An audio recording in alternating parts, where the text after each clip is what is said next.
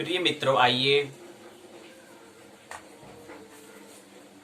6 जनवरी 2021 भूमंज ज्योतिष पाठशाला बीजेपी स्वाध्याय दिवस 110 धन 6 ज्योतिष के छठे दिवस में, ज्योतिष पाठ के छठे दिवस में आइए प्रवेश करें। उससे पहले सर्वप्रथम सूर्योदय 7:07 में, अस्त होगा 17:28 में। 7:03 हो चुके हैं सूर्योदय को आए हुए, आ ही रहे हैं, पधार ही रहे हैं। हम भी उनका अभिवादन करें, प्रणाम करें और हम भी दैनिक कार्यक्रम के अंतर्गत आने वाला जो सर्वप्रथम जो मुख्य कार्य अर्थात के स्वधर्म जो है स्वाध्याय में आइए प्रवेश करें। हम जानते हैं पाठशाला के 2 भाग होते हैं। पहले भाग को हम कहते हैं पाठ्यचर्या प्रश्नोत्तर चर्चा, दूसरे को पाठ्यक्रम पाठ्य चर्चा कहते हैं। पाठशाला के पहले भाग को हम बाद में ले लेंगे, पाठशाला के पहले भाग को दूसरे भाग को पहले ले लेंगे। ये हमने नए साल से परिवर्तन किया है। आइए पाठशाला के दूसरे भाग को पहले लेते हैं।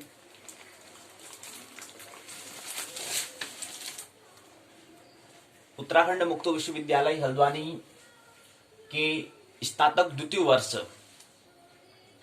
विषय ज्योतिष उत्तराखंड यूओयू व्यक्त करता है GY 201 जातक शास्त्र एवं फलादेश के सिद्धांत के अंदर हम खंड दूसरे में प्रवेश किए हैं। खंड दूसरे का नाम है ग्रह भाव विचार। इसके अंतर्गत आज अंतिम इकाई रहेगी और एक इकाई को लेने का हम प्रयास करेंगे। अंतिम इकाई है पांचवी इकाई का नाम है गृह मैत्री। ग्रह की मित्रता क्या है इसके बारे में समझेंगे। पहला चरण में प्रस्तावना, दूसरे चरण में उद्देश्य, तीसरे चरण में गृह मैत्री परिचय या प्रकार। पहला, दूसरा, तीसरा, चौथा, 5 भाग हैं। 5 का पुनः भाग है 1, 2, 3, 4 भाग हैं। इस प्रकार से तीसरे चरण को समझेंगे। चौथे चरण में सारांश, 5वें चरण में पारिभाषिक शब्दावली, छठे चरण में 2 प्रश्न होंगे और 2 प्रश्नों को लेने के बाद खंड दूसरे ग्रह भाव विचार के अंतिम इकाई अर्थात 5वीं इकाई गृह मैत्री पूर्ण हो जाएगी, कि जो इकाई है वो पूर्ण हो जाएगी। तो आइए समझें कि गृह मैत्री क्या है, ग्रहों की मित्रता क्या है, इसको समझते हैं। आइए उत्तराखंड मुक्त विश्वविद्यालय की पुस्तक के माध्यम से समझें इसको।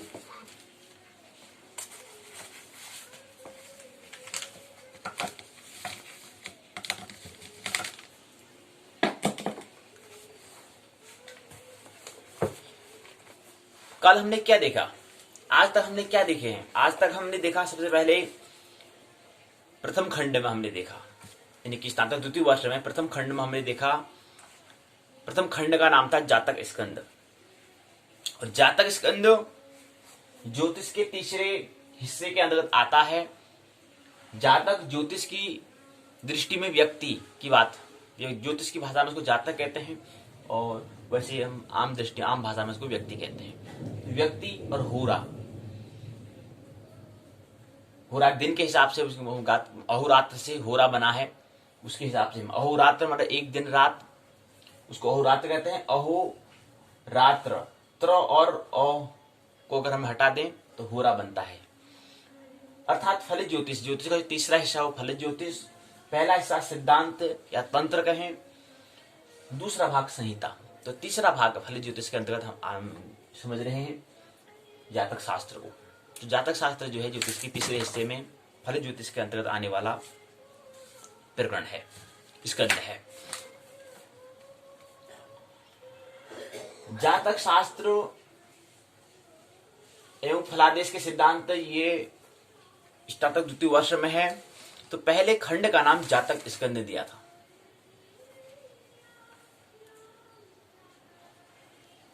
पहले खंड के अंतर्गत 4 इकाइयां थी। पहली इकाई का नाम था जातक शास्त्र का परिचय।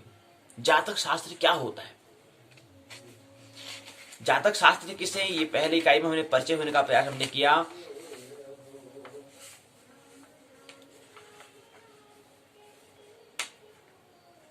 क्या होता है जातक शास्त्र में, जिस भाग में ऐसा भाग जिसमें होरा या जातक ताजिक, मुहूर्त, प्रश्न आदि का विचार कर। कहीं पर सवाल जवाब होंगे, हमारे जीवन में सवाल होते हैं, उनके जवाब प्रश्न आदि का विचार कर। ताजिक हो गया, मुहूर्त हो गया, प्रश्न आदि का विचार कर।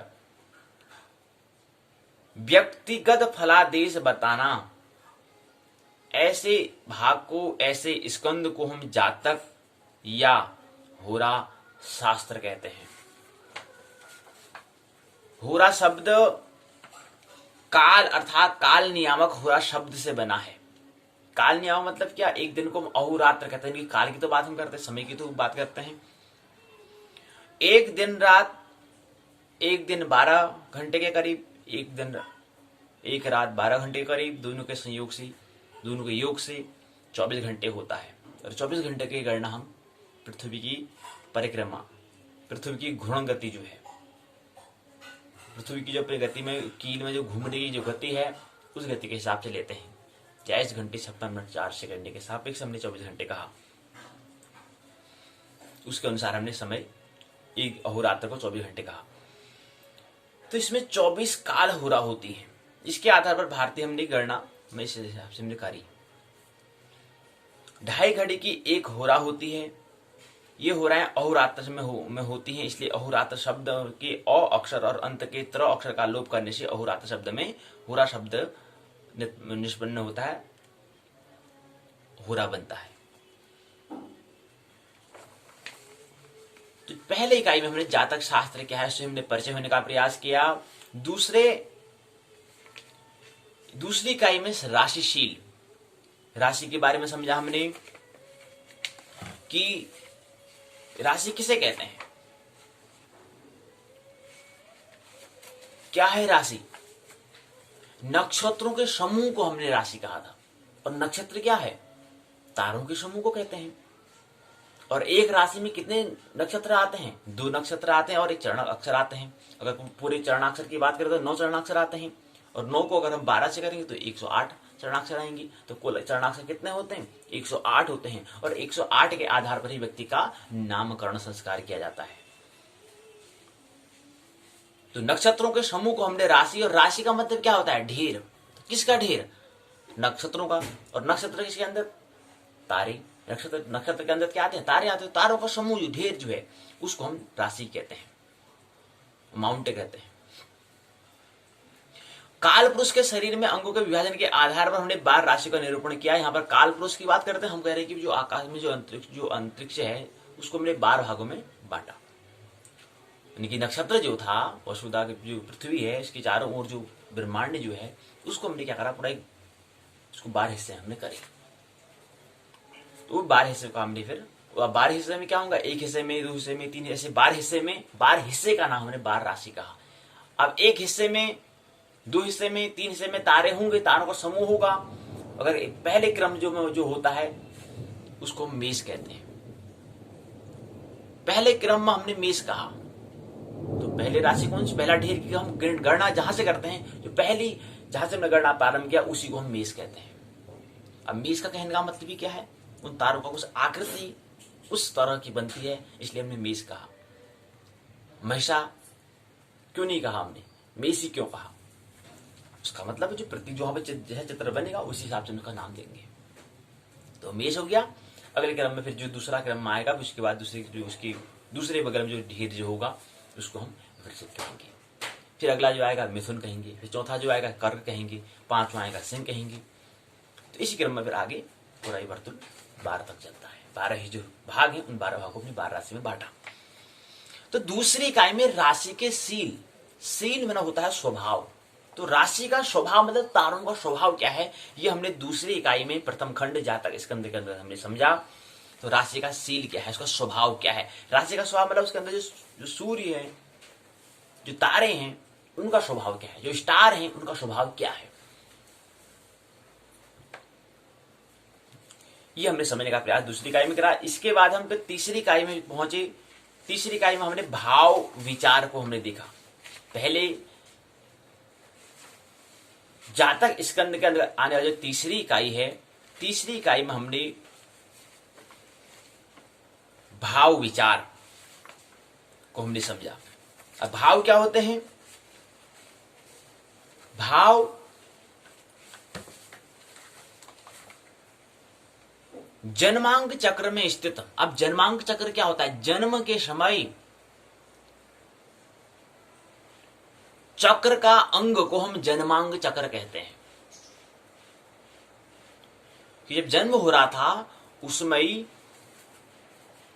जन्म का एक हिस्सा जन्मांग चक्र, यानी कि जिस समय जन्म ले रहे थे कोई व्यक्ति, कोई जातक जन्म ले रहा था। अब कोई व्यक्ति या कहें तो हम जातक, ज्योतिष की भाषा में जातक कहते हैं, और इसी के आधार पर हमने जातक शास्त्र कहा, तो व्यक्ति नहीं कहते, हम जातक कहते हैं। तो जातक, जिस व्यक्ति ने, जिस जातक ने जन्म लिया उसमें कौन सा चित्र बना, मानचित्र कौन सा बना? उस चक्र में जो स्थित जो 12 स्थान जो होते हैं, उन 12 स्थान को 12 भाव भी कह सकते हैं, स्थान भी कह सकते हैं, पुस्तक भी कह सकते हैं।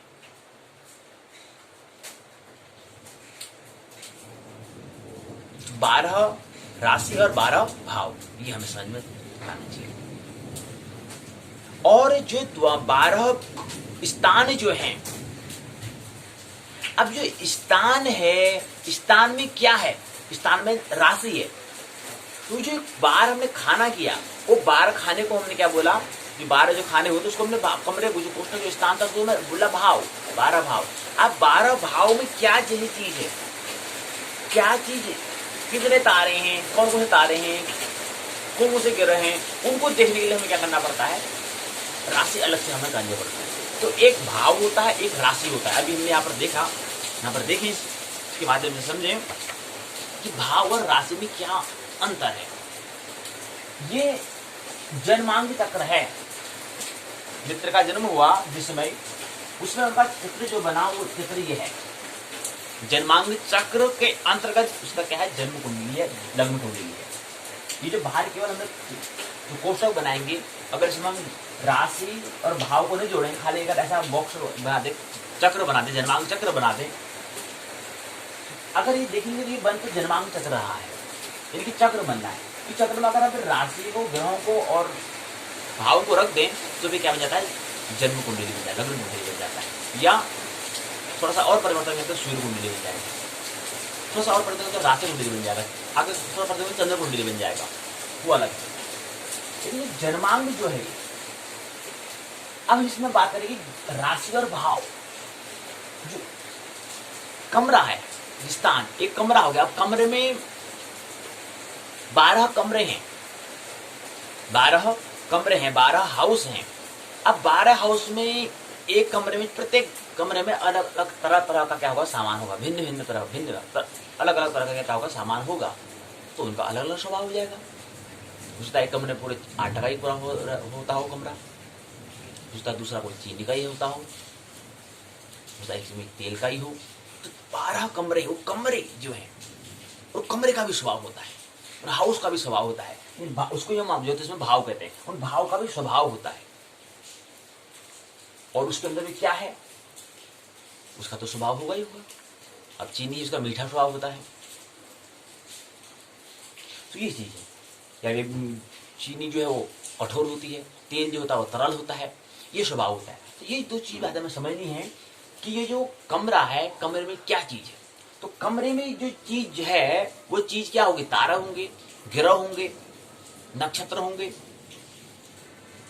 तो उनका आधार पर हम राशि, उसी के आधार पर हम ढेर कहेंगे। अब होंगे 12 कमरे, तो 12 ढेर, 12 चीज, 12 अमाउंट होंगी, 12 चीज होंगी। तो जो होंगी उसी क्रम के आधार पर उसका नामकरण कर देंगे। जो तारे का जो ढेर होगा वो जिस क्रम में होगा उस क्रम से नाम करेंगे। तो मेष कह रहे तो मेष का क्रम कह रहे हैं उस कमरे में, फिर वृश्चिक कह रहे हैं, फिर मिथुन कह रहे हैं, फिर कर्क कह रहे हैं, फिर शंख कह रहे हैं, फिर कन्या कह रहे हैं, तुला कह रहे हैं, वृश्चिक कह रहे हैं, फिर धनु कह रहे हैं, फिर कुंभ कह रहे हैं, मकर, मीन, ये हम कह रहे हैं, उस क्रम के आधार पर कह रहे हैं। तो ये भाव और ये राशि में अंतर है। कमरा और कमरे में रखे सामान, सामान की गणना में अंतर है। कमरे और कमरे में रखे सामान की गणना, राशि मतलब क्या है? ढेर है, समूह है, नक्षत्रों का तो समूह के नक्षत्र कितने हैं, उसकी राशि कितनी है, अमाउंट कितनी है, उसको हम राशि कह रहे हैं। तो राशि ये है और वो कमरा अलग है। तो कमरा, अब राशि में कब क्या होगा, कभी आटा चावल तो निकलता रहता है, जाता रहता है, कम ज्यादा होता रहेगा। समझने के लिए ख्याल रखें, तो वो तो परिवर्तन होते रहते हैं। राशि क्या होती है, चलायमान होती है। यहाँ पर 5 है तो जरूरी नहीं कि यहाँ पर 5 ही होगी, लेकिन कमरा तो वही रहेगा ना। लेकिन सामान उसमें कम ज्यादा हो सकता है, लेकिन कमरा वही रहेगा। वो आटा का कमरा तो आटा का ही रहेगा, उसमें आटा ही है। नमक है तो नमक का ही रहेगा, उसमें कोई परिवर्तन हम नहीं कर सकते।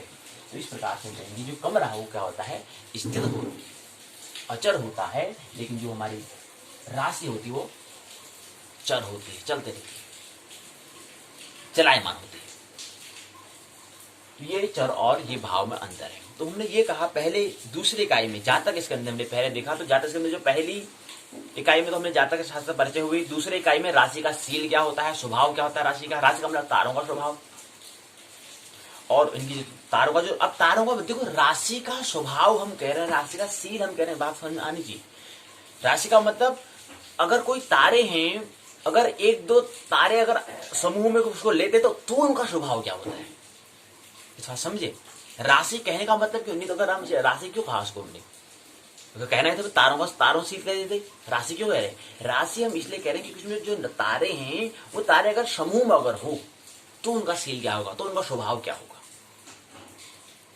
अगर अलग अलग होंगे तो उसका स्वभाव अलग होगा, लेकिन एक संयुक्त अगर समूह में रहते हैं तो स्वभाव क्या है। तो इसलिए हम इसको समूह, तो उसके हम इसके राशि की, तो उसके हम अमाउंट, तो उसके हम ढेर की हम बात करें तो उनका स्वभाव कैसा होगा। अगर समूह में है, ग्रुप में है, तो कोई 10 बच्चे के हैं ग्रुप में है तो उनका स्वभाव क्या होगा, तो उनकी प्रतिक्रिया क्या रहेगी। लड़ाई झगड़ा तो नहीं करेंगे या शांत बैठे रहेंगे, उनकी मित्रता क्या रहेगी नहीं रहेगी, ये चीज हमें देखना होता है। तो यहाँ पर राशि कहने का मतलब ये रहा कि जो तारे समूह में अगर हैं, ग्रुप में अगर हैं, तो उनका स्वभाव फिर कैसा होता है। इसलिए उसी को हमने दूसरी इकाई में संक्षिप्त में देखने का प्रयास, दर्शन करने का हमने प्रयास दूसरी इकाई राशि सील में करा। इसके बाद हम तीसरी इकाई में भाव विचार हमने कहा। तो भाव और राशि में यही अंतर है, हमने कहा जैसे कमरे और कमरे में रखे हुए सामान की गणना में जो अंतर है। भाव विचार में हमने कहा भाव से मतलब होता है जन्मांग चक्र, और जन्मांग चक्र क्या है, ये जो जन्मांग चक्र हम कह रहे हैं, जन्मांग चक्र आकाश का जो मानचित्र हमने बनाया, ये जन्मांग चक्र जो है में स्थित जो स्थान है, ये 1 स्थान 2 स्थान 3 स्थान 4 5 6 7 8 9 10 11 12 जो 12 स्थान है, 12 भाव उसको हम कहते हैं। कहने का बात एक ही, लेकिन स्थान को भाव को बात एक ही है। तो 12 जो स्थान होते हैं जिनका अवलोकन करके, जिनका हम परीक्षण करके जातक शास्त्र के अंतर्गत व्यक्तिगत और समष्टिगत फलादेश का कार्य करते हैं। कह रहे हैं कि उसका हम अवलोकन करके, ये स्थान जो है इसका हम अवलोकन परीक्षण करते हैं और उसके आधार पर हम क्या करते हैं, जो जातक शास्त्र जो व्यक्ति से संबंधित जो घटनाएं होती हैं उनकी फल का आदेश हम करते हैं। अवलोकन करके, परीक्षण करके देखते हैं, और उसके बाद फिर क्या करते हैं, भविष्य की वाणी करते हैं, भविष्य के बारे में दर्शन कराते हैं कि ये घटना होने वाली है। उसी को हम इन 12 भाव के आधार पर करते हैं। तो ये तीसरी इकाई में हमने भाव पर विचार करना हमने सीखा, अर्थात स्थान जो हैं, जो जो हमने आसमान में जो मानचित्र में खींचे थे उसमें जो हमने 12 स्थान करे उन पर विचार करने का हमने प्रयास तीसरी इकाई में करा। प्रथम खंड के बाद फिर हम चौथी इकाई में पहुंचे। पहला खंड जातक स्कंद के अंतर्गत, जातक स्कंद के अंतर्गत चौथी इकाई थी कारक विमर्श। अब कारक होता है, एक मारक होता है, एक बाधक होता है। 3 बात हमें ख्याल रखेंगे, कारक, मारक और बाधक।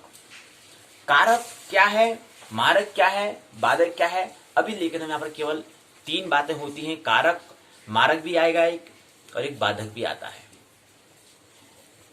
कारक का मतलब होता है कार्य को करने वाला जो है, या कार्य जो जिसके द्वारा होता है, जिस जनक के द्वारा कार्य होता है उसको हम कारक कहते हैं। और अब मारक से समझें, अब देखो मारक मतलब मार शब्द से बना है, तो मार से मतलब जो मारने का काम करे वो मारक, और बाधक मतलब जो बाधा डाले, जो विघ्न डाले, तो उसको हम बाधक कहते हैं। तो नाम से समझ में आ रहा है, कारक मतलब जो कार्य करने वाला जो हो, करने वाला जो है उसको कारक कहते हैं, जिसके द्वारा कार्य होता है। मारक वाले जो मारने का काम करता हो, और बाधक वाले जो बाधा विघ्न जो डालता हो उसको कारक मारक बाधक कहते हैं। तीनों को समझेंगे, लेकिन हमने यहाँ पर इकाई चौथी में जातक स्कंद प्रथम खंड के अंतर्गत हमने केवल कारक विमर्श हमने करा। कार्य को करने वाले जो जनक हैं, जो ग्रह हैं, उनका उसको विमर्श चर्चा हमने करा चौथी इकाई में। तो यहीं पर 4 इकाइयों के साथ क्या हुआ, प्रथम खंड संपूर्ण हुआ जातक स्कंद। इसके बाद हम द्वितीय खंड में हम जो अभी कह रहे हैं ग्रह भाव विचार को हम समझने का प्रयास कर रहे हैं, और आज अंतिम इकाई है इसकी। तो पहले इकाई में हमने विविध परिप्रेक्ष्य में ग्रहों का शुभ और अशुभ तत्व देखा हमने, उनका शुभ और अशुभ क्या होता है, उन ग्रहों का उनका शुभ और अशुभ क्या तत्व हैं, मतलब उनके अंदर क्या, ग्रह के अंदर क्या शुभ चीज है और क्या अशुभ चीज है, क्या शैतान है और क्या देवता, क्या शुभ क्या अशुभ, क्या राम क्या रावण। वही चीज हम देखा हमने ग्रहों में क्या है। अब ग्रहों का शुभ और अशुभ 2 चीज तो हम बात करते हैं, हम सत्य की हम 2 तल पर तो बात हम करते हैं, जय विजय की हम बात करते हैं, हानि लाभ की हम बात करते हैं। तो 2 तत्वों में शुभ और अशुभ की हम बात करते हैं। लेकिन ये भी क्या है, पूर्ण बात अभी नहीं है। प्रकृति का तीसरा गुण भी हमें ख्याल रखना चाहिए। तो जहां पर ग्रह के अंदर कुछ अच्छाई भी होंगी, कुछ बुराई भी होंगी, तो वही हम करेंगे शुभ और अशुभ तत्व क्या हैं, उसको समझने का प्रयास हमने द्वितीय खंड जो है ग्रह भाव विचार के अंदर जो पहली इकाई में हमने ग्रहों का शुभ और अशुभ क्या होता है, उनके अंदर अच्छाई क्या है, उनके अंदर बुराई क्या है, उन ऐसे तत्व क्या हैं, इसको समझने का प्रयास हमने पहली इकाई में किया। दूसरी इकाई में ग्रह के बल, ग्रह का बल क्या है, ये हमने समझने का प्रयास किया, ग्रह की ताकत क्या होती है। और उसके बाद तीसरी इकाई में भाव बल क्या होता है, भाव का बल। अब हमने ग्रह बल हमने कहा, ग्रह जो है हमने कहा जो घूमने वाला है, जो घुमक्कड़ है, इसमें सूर्य भी ग्रह है, चंद्रमा भी ग्रह है और पृथ्वी ग्रह है, और अन्य जो हम कह रहे हैं मंगल कह रहे हैं, बुध कह रहे हैं, शुक्र कह रहे हैं, बृहस्पति कह रहे हैं, शनि कह रहे हैं, और राहु केतु भी क्या है, ग्रह है, ये हमें ख्याल है। तो 9 ग्रह हमने कहा, उसकी वैज्ञानिकता ये है, ग्रह का मतलब जो घूमे, और कोई चीज अगर हम चलते हैं तो छाया भी चलती है, इसलिए राहु केतु भी हम ग्रह कहेंगे। इस हिसाब से हमने 9 ग्रह हमने कहा। अब 9 ही कहा, 10, 11, 12 भी हम कह सकते थे, लेकिन उस समय जिस समय हम ज्योतिष के बारे में हम समझ रहे थे, जिस समय जिस संस्कृति ने, जिस सभ्यता ने करा, उस समय 9 ही ग्रह हमको दिखे, इसलिए हम 9 ग्रह कहते हैं। और 9 ग्रह से आगे भी ग्रह हो सकते हैं। तो 9 ग्रह कहने का मतलब उस जिस समय ज्योतिष का आविर्भाव हुआ, कम से कम 95,000, कम से कम 90 से 95,000 वर्ष पूर्व ज्योतिष का आविर्भाव हुआ है। इसका यदि विकसित विज्ञान है, ये हमें ख्याल रहे। तो जब उसका आविर्भाव हुआ तो उस समय 9 ही ग्रह हमें दिखे, और विज्ञान भी हाल में 2-2.5 हजार वर्ष पूर्व ही क्या हुआ है, विज्ञान का सृजन हुआ है, इसलिए उस समय अब हमें और भी आगे दिखते रहेंगे। तो आने वाला जब यही विज्ञान जब 5,000, 10,000 आगे जब इतने वर्ष इसको व्यतीत हो जाएंगे, तो और भी ज्यादा बहुत ज्यादा ग्रह हो सकते हैं, ये हमें ख्याल रहे। तो उस समय जिस समय जिस सभ्यता ने इसका जन्म, ज्योतिष का जन्म करा, आविर्भाव हुआ, उस समय 9 ग्रह में थे। 7 के आधार पर हम 7 वार कहते हैं, रविवार, सोमवार, मंगलवार, बुधवार, बृहस्पतिवार, शुक्रवार, शनिवार और राहु और केतु 2 छाया ग्रह हैं। इसी आधार पर हमने 7 वार कहा। और राहु ग्रह भी अगर छाया अगर नहीं होते तो क्या 7 ही वार होते, 8, 9 वार भी हो सकते थे। 7 ही वार क्यों है, कभी से भी विचार हमें करना चाहिए कि 7 दिन की हम बात क्यों करते हैं। क्या 9 भी तो हो सकते हैं, या 10 भी हो सकते हैं, या ज्यादा भी हो सकते हैं। 7 ही क्यों होते हैं, 7 ही वार क्यों होते हैं। हम वीक को 7 दिन का ही क्यों कहते हैं, वीक जो सप्ताह वो 7 ही, सप्ताह क्यों कहते हैं, अष्टाह नवाह क्यों नहीं कहते हैं, 7 ही क्यों कहते हैं।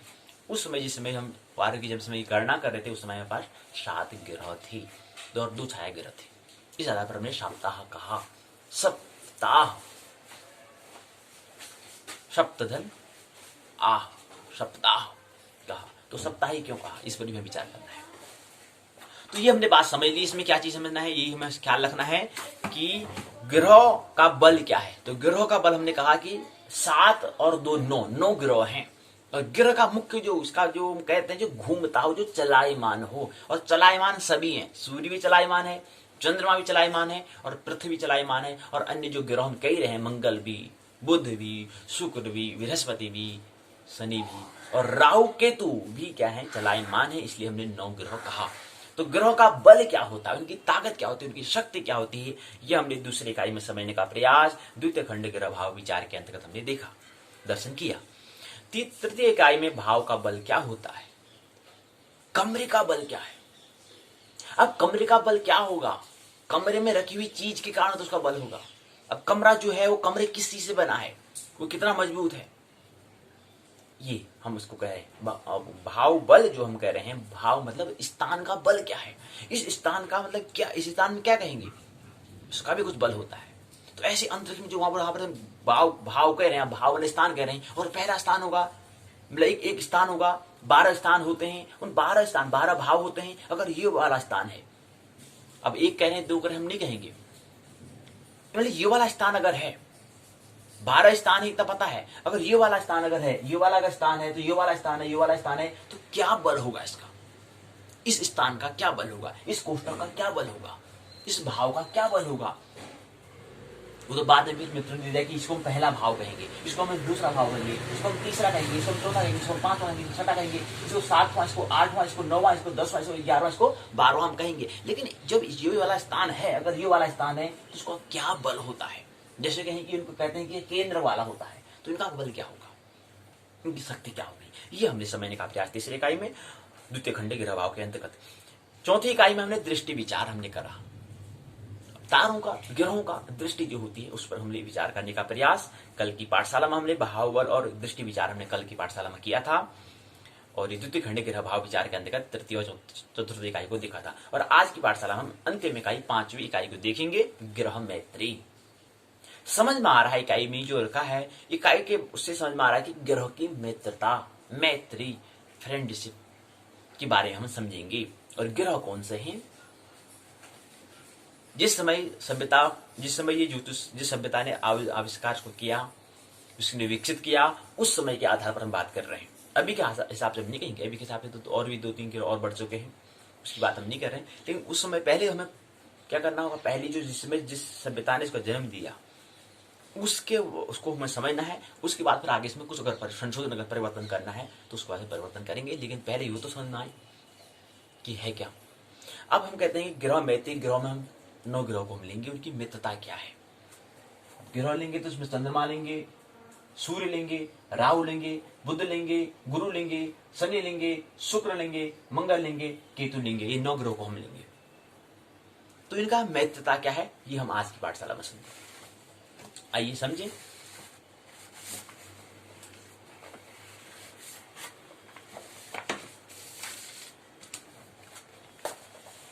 इकाई की संरचना दी है, प्रस्तावना, उद्देश्य, गृह मैत्री परिचय, गृह मैत्री विचार, बोध प्रश्न, सारांश, पारिभाषिक शब्दावली, बोध प्रश्न के उत्तर, संदर्भ ग्रंथ सूची, सहायक पाठ्य सामग्री, निबंधात्मक प्रश्न। ये क्या है, गृह मैत्री की जो इनाम की जो 5वीं इकाई है, द्वितीय खंड जो है ग्रह भाव विचार, उसके अंदर 5वीं इकाई। और इकाई की संरचना पहले दी गई है कि इसके अंदर हम क्या पढ़ेंगे। इस पुस्तक में जो है इसके अंदर हमें कौन क्या चीज पढ़ना है। पहले हम प्रस्तावना पढ़ेंगे, दूसरे में उद्देश्य, तीसरे में गृह मैत्री का परिचय, और गृह मैत्री के जो तीसरा चरण है उसके अंदर 2 बातें होंगी। पहले तो परिचय होगा, फिर दूसरा विचार होगा, गृह मैत्री का परिचय, फिर दूसरे में गृह मैत्री का विचार। फिर इसके बाद बोध प्रश्न दिए होंगे हमको, जो भी हमें यहाँ दिखाई नहीं दे रहा है वो इसी संरचना से ही, स्ट्रक्चर से, इकाई की रूपरेखा से समझ में आ जा रहा है कि इसके अंदर क्या दिया होगा। जो 5वीं इकाई जो है इसके अंदर हमें क्या चीज हमें पढ़नी है। तो पहले हमें तो प्रस्तावना दिया होगा यहाँ से यहाँ तक कुछ प्रस्तावना, कुछ बातें समझ दी होंगी, फिर उद्देश्य होगा यहाँ से तक, फिर गृह मैत्री का परिचय होगा यहाँ से यहाँ तक, फिर विचार करेंगे गृह मैत्री, जो उनको विचार करेंगे, डिस्कस करेंगे। फिर बहुत प्रश्न दिए होंगे, कुछ प्रश्न दिए होंगे हमको, फिर सारांश दिया होगा, पूरी इकाई को सारांश से निचोड़ निकाला होगा। उसके बाद पारिभाषिक शब्दावली होगी, कुछ ऐसे शब्द होंगे जिसको परिभाषा हमने परिभाषा करा होगा। जैसे ग्रह ही है, ग्रह किसे कहते हैं, उसकी परिभाषा, उसकी डेफिनेशन दी होगी, कुछ इस तरह से कुछ शब्दावली इसमें दी होगी, शब्द दिए होंगे, उसके परिभाषा बनाएंगे। और उसके बाद बोध प्रश्न को दिए हुए, कुछ बोध प्रश्न के उत्तर कुछ हमें देने होंगे। उसका जो बोध प्रश्न यहाँ पता है, इनका उत्तर हमें यहाँ पीछे दे दिया होता है। जो प्रश्न यहाँ पूछे गए इनका उत्तर बाद में दिया होता है, बात क्रम प्रकरण में दिया है। पहले प्रश्न पूछा, उसका बाद में उत्तर भी दिया हुआ है। फिर कुछ संदर्भ ग्रंथ सूची है, जहां से इसको और भी आप गृह मैत्री को और अच्छा समझ सकते हैं। इस वाले ग्रंथ में जाएंगे तो वहां से आप इसको और इसको अच्छे से समझ सकते हैं, ख्याल में लाने के लिए, समझने के लिए, इसको और अच्छा समझने के लिए ग्रंथ को दिए होंगे। फिर पाठ्य सामग्री और भी तुम अगर पाठ्यक्रम सिलेबस के माध्यम से समझना चाहते हो तो शायद पाठ्य सामग्री भी आप समझ सकते हैं। अगर ग्रंथ के माध्यम से समझना हो तो यहाँ पर ग्रंथ है और यहाँ पर पाठ्य सामग्री है। अगर आपको बहुत ज्यादा अगर विस्तार से नहीं समझना है तो आप पाठ्य सामग्री ये जो दिया है, अगर ये बात समझ में नहीं आई तो अन्य दूसरे सहायक जो है, हेल्पर जो है, उसके पाठ्य सामग्री के आधार, मेटेरियल के आधार पर आप पढ़ सकते हैं। लेकिन आपको बहुत ज्यादा अगर उसको डीपली अगर गहराई से अगर समझना है तो आपको कुछ ग्रंथ यहाँ पर दिए होंगे, उन ग्रंथ की सूची दी होगी, लिस्ट दी होगी, उसके आधार पर इसको और भी इसको मजबूत और भी इसको अपना अंडरस्टैंडिंग समझ में आने के लिए आप इसको इन ग्रंथों के माध्यम से समझ सकते हैं इसको। पर 9 प्रश्न क्या रहेगा, निबंधात्मक प्रश्न दिए होंगे और प्रश्न का जो निबंधात्मक जो प्रश्न होते हैं उनको केवल प्रश्न दिया होता है, उनका उत्तर हमें खुद करना होता है। तो ये इकाई की संरचना यहाँ पर दी गई है इस तरह से। प्रत्येक इकाई में उत्तराखंड मुक्त विश्वविद्यालय ने प्रस्तावना, उद्देश्य, गृह मैत्री परिचय, इस तरह से मैंने इकाई की संरचना को उन्हें बांटा है। तो पहले हमें आगे अध्याय में कैसे हमें पढ़ना है, क्या क्या चीज हमें पढ़नी है, वो पहले इकाई की संरचना में बता देते हैं, उसकी स्ट्रक्चर में बना देते हैं और अच्छा तरीका है। आइए फिर इसके जो अंदर दिया है इसको साथ समझ लें, देख लें, दर्शन कर लें। ये दिया है प्रस्तावना, जो आगे कहते हैं वही यहाँ पर विस्तार से बताया है। पहला भाग है प्रस्तावना। कह रहे हैं कि द्वितीय खंड का गिरह भाव विचार नामक गिरह भाव जो विचार, द्वितीय खंड का नाम क्या था, द्वितीय खंड का नाम है गिरह भाव विचार। और उसके अंदर जो इकाई 5वीं का क्या है, 5वीं इकाई का नाम है गृह मैत्री। 5वीं इकाई का नाम क्या है, गृह मैत्री है। ये अपनी प्रस्तावना बता रहे हैं और कह रहे हैं कि ज्योतिष शास्त्र के अनुसार सभी ग्रहों की आपस में मैत्री होती है तथा वो अपनी मैत्री स्थिति के अनुसार ही फल देते हैं। मैत्री मतलब मित्रता। अब मैत्री मित्रता की हम बात करते हैं, एक शत्रुता की बात करेंगे। अब मित्र भी होगा तो शत्रु भी होगा। अब देखते क्या कहते हैं। ग्रह मैत्री 2 श्रेणी की होती है। अब हम यहाँ पर केवल मित्रता की बात कर रहे हैं, ख्याल रही एक मित्र होता तो शत्रु भी होगा, क्योंकि 2 चीज तो उसके विपरीत होता ही है। जय होगा तो पराजय भी होगा, हानि होता तो लाभ भी होगा, यश होगा तो अपयश भी होगा। तो ऐसे यहाँ पर मित्र है तो शत्रु भी होगा। और यहाँ पर ग्रह की हम किसकी मैत्री बात करें, ग्रह की। और ग्रह क्या है, जो घुमक्कड़। जैसे हम अगर कोई हमें ग्रह समझ में नहीं आ रहा तो हमें बैठ जाना है। ग्रह क्या जैसी चीज है, तो हमें क्या करना है, ध्यान में बैठ जाना है, क्योंकि हम ग्रह के ऊपर ही हम क्या है, बैठे हुए हैं। तो हमें महसूस करें, मौन हो जाए। तो ग्रह क्या जैसी चीज है, किसी की परिभाषा समझने की आवश्यकता नहीं है, कहीं अन्य फोन के माध्यम से समझने की आवश्यकता नहीं है। क्या हो जाना है, ध्यानस्थ में बैठ जाना है और देखेंगे हम क्या है, ग्रह के ऊपर ही बैठे। इसी ग्रह की बात हो रही है। अगर एक ग्रह को हमने समझ लिया, पृथ्वी को, वसुधा रूपी जो ग्रह को हमने समझ लिया, तो अन्य ग्रह भी हम समझ जाएंगे। मंगल को भी, चंद्रमा जो उपग्रह उसको ग्रह को भी समझ जाएंगे। तो ग्रह को समझने के लिए क्या करना पड़ेगा, हमें ध्यानस्थ में होना पड़ेगा।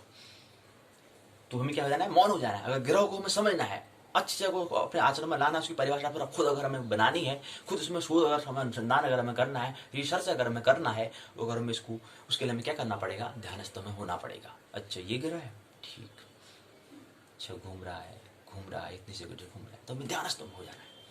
तो वहीं से हमें अच्छी परिभाषा आएगी। मौन हो जाना, शांत हो जाना, तब जाके वो ग्रह में समझ सकते। तो वही ग्रह की बात करिए, एक जो ग्रह वहां पर है जहां पर। तो ग्रह की मैत्री 2 प्रकार की, 2 श्रेणी होती है। पहली श्रेणी में तात्कालिक और दूसरा नैसर्गिक होती है। जन्म कुंडली में ग्रह जिस स्थान पर होता है, जिस स्थान पर होता है। अब जन्म कुंडली में कह रहे हैं, हमने कहा जन्म कुंडली है जिस स्थान में, पहले स्थान में, दूसरे स्थान में, तीसरे स्थान में, जिस स्थान में रहता है पर होता है, वहां से उसकी मैत्री स्थिति को देखते हुए फल आदेश का हम कार्य करते हैं। फल का आदेश करना मतलब फल के मतलब परिणाम क्या होगा इस काम का। अगर कोई ग्रह का आपस जब जन्म ले रहे थे, उस समय कोई ग्रह यहां पर था, उसकी फिर मित्रता देखेंगे तो उसका परिणाम आगे भविष्य में क्या होने वाला है, उसके बारे में फलादेश करना, उसके बारे में दर्शन करा देना, आगे घटना ये होने वाली है। ज्योतिष कोई मामूली घटना नहीं है। ज्योतिष के लिए बड़े साहस में हिम्मत हम की आवश्यकता है। अगर जो हिम्मत वाला नहीं होगा तो पहले डर जाएगा भाई। तो हिम्मत की हमें आवश्यकता है। क्यों, ज्योतिष, हमने कल कहा कि आचार्य शब्द हमने कहा, आचार्य का मतलब होता है, आगे हम ज्योतिषाचार्य बनेगा, आगे ज्योतिषाचार्य बनेगा, यानी कि ज्योतिष धन आचार्य। और आचार्य का मतलब जो मृत्यु सिखाए, और जो मृत्यु से हबड़ा गया तो ज्योतिष से पहले ही भाग जाएगा। और ज्योतिष में क्या है, मृत्यु के बारे में। और हमने कहा कि ज्योतिष के 3 हिस्से हैं, अनिवार्य, अर्ध अनिवार्य और गैर अनिवार्य, एसेंशियल, सेमी एसेंशियल और नॉन एसेंशियल। और ज्योतिष तभी पूर्ण होता है जब हम ज्योतिष के अनिवार्य जगत में प्रवेश करते हैं, एसेंशियल जगत में प्रवेश करते हैं, जहां पर ब्रह्म स्थित जो जगत होता है वहां पर प्रवेश करते हैं, तब जाकर ज्योतिष पूर्ण होता है। उससे पहले पूर्ण नहीं। अगर प्रारंभिक गैर अनिवार्य जो नॉन इसेंशियल है वो क्या है, जो आमतौर पर 90 कहें कि 90 से 95% जो हम देखते हैं वो क्या है, गैर अनिवार्य है। और जो व्यक्ति जो ज्योतिषी जन्म मृत्यु के बारे में तक बता रहा है वो अर्ध अनिवार्य है, वो मुश्किल से 4-5% है। और जो अनिवार्य जगत है कोई बिरला 1% व्यक्ति, 100 में से एक व्यक्ति जो अनिवार्य जगत तक ज्योतिष की दृष्टि बताता है, क्योंकि उसके लिए व्यक्ति ही नहीं है। कौन व्यक्ति चाहता है कि मृत्यु कब होगी, जन्म कब होगा, अगर जन्म क्या होता है, मृत्यु क्या होता है। और जो व्यक्ति जन्म मृत्यु को समझ रहा है तब जाके आगे तीसरे अनिवार्य जगत में जीवन क्या है उसकी हमें ख्याल आएगा। तो इसलिए ज्योतिष पद के लिए हमें हिम्मत की आवश्यकता होती है। हिम्मत वाला व्यक्ति ही वहां पर पांव रख सकता है, ये हम कहें तो उचित रहेगा। तो ये हमें दिए हुए, तो उनकी फलादेश हमें करना होता है, आगे भविष्य का दर्शन हमें कराना है। तो क्या हो सकता है इसके बारे में आगे हम क्या कार्य करते हैं। ये यहाँ पर एक प्रस्तावना ये दिया गया है कि ग्रहों के शुभ अशुभ, उनके बलाबल भाव दृष्टि का अध्ययन हमने कर लिया है। अब हम क्या करेंगे कि मित्रता का हम यहाँ पर बोध करेंगे। हमने इससे पहले इकाई में क्या करा था, बलाबल करा था, भाव बल करा था, दृष्टि का अध्ययन हमने करा था, और शुभ और अशुभ की हमने बात की थी। इनकी 4 इकाई में हमने क्या करा, 4 इकाई में पहले इकाई में शुभ अशुभ ग्रहों का शुभ और अशुभ क्या होता है, यानी कि अंदर अच्छाई और बुराई क्या होती है ग्रह के अंदर, हमने पहले इकाई में ये देखा। दूसरे इकाई में उसके बलाबल क्या होता है ये दिखा हमने। तीसरे में भाव बल को दिखा। अब बलाबल हम जो कह रहे हैं, बलाबल कि जो ग्रहों का उनका बल क्या है, भाव बल, राशि का बल क्या है, भाव का बल क्या है, और दृष्टि का अध्ययन हमने करा, ग्रहों की दृष्टि के बारे में अध्ययन करा। और अब अंतिम इकाई में मित्रता का बात कर रहे हैं, ग्रहों की मित्रता क्या है उसको हम देख रहे हैं। ये तो प्रस्तावना जो वहां पर कहा था कि आगे जो स्ट्रक्चर जो संरचना दी हुई है, ये प्रस्तावना में इतनी बात हमें दी गई है। तो यहाँ से प्रस्तावना प्रारंभ होती है और यहाँ पर क्या होती है, संपूर्ण हो जाती है। उद्देश्य यहाँ पर दिया गया है 1 2 3 4 5 उद्देश्य यहाँ पर दिए गए हैं। यहाँ पर 5 उद्देश्य दिया है कि ग्रहों को परिभाषित कर पाओगे, ग्रहों की मित्र और मित्र की समझ को समझ सकेंगे, ग्रह मैत्री के प्रकार को समझेंगे, ग्रह मैत्री का स्वरूप का अध्ययन करेंगे, ग्रह मैत्री के विभिन्न पहलुओं को समझेंगे। ये 5 उद्देश्य यहाँ पर दिए गए। अगला आता है परिचय। परिचय में कहते हैं कि ग्रहों की प्रकृति के आधार पर जो एक ग्रह का दूसरे ग्रह से उत्पन्न भाव है उसे नैसर्गिक। अब हमने कहा कि जो मित्रता होती है 2 प्रकार की होती है।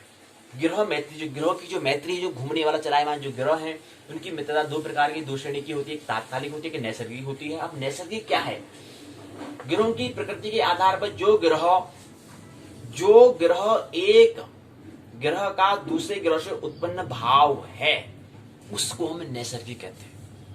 यानी कि पहले जो हम दूसरा जो प्रकार नैसर्गिक, हम जो ग्रह की 2 श्रेणी कह रहे हैं, तो नैसर्गिक क्या है, नैसर्गिक में ग्रहों की प्रकृति के आधार पर जो एक ग्रह का दूसरे ग्रह से उत्पन्न जो भाव जो है, स्थान जो है, उसको हम क्या कहेंगे, नैसर्गिक मित्र या नैसर्गिक शत्रुता या नैसर्गिक समता।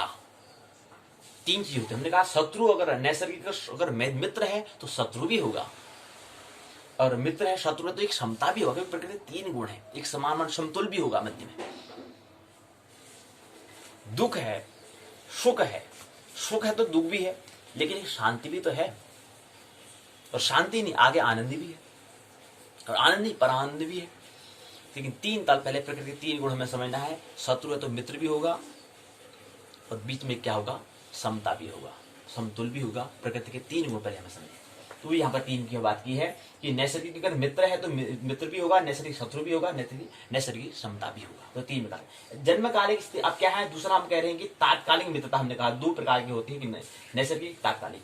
तात्कालिक कैसे कहेंगे, जन्मकालीन स्थिति वर्ष जो भाव उत्पन्न होते हैं उसे हम तात्कालिक मित्रता, तात्कालिक शत्रुता, तात्कालिक समता हम कहेंगे।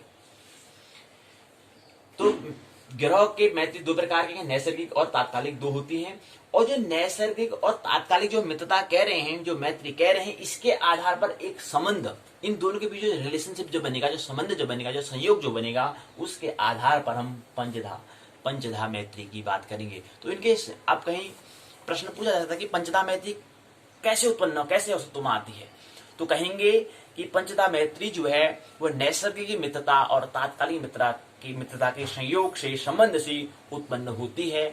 और जो ऐसी जो मित्रता उत्पन्न होती है, उस मित्रता को हम, वो ऐसी मैत्री को हम पंचधा मैत्री कहेंगे।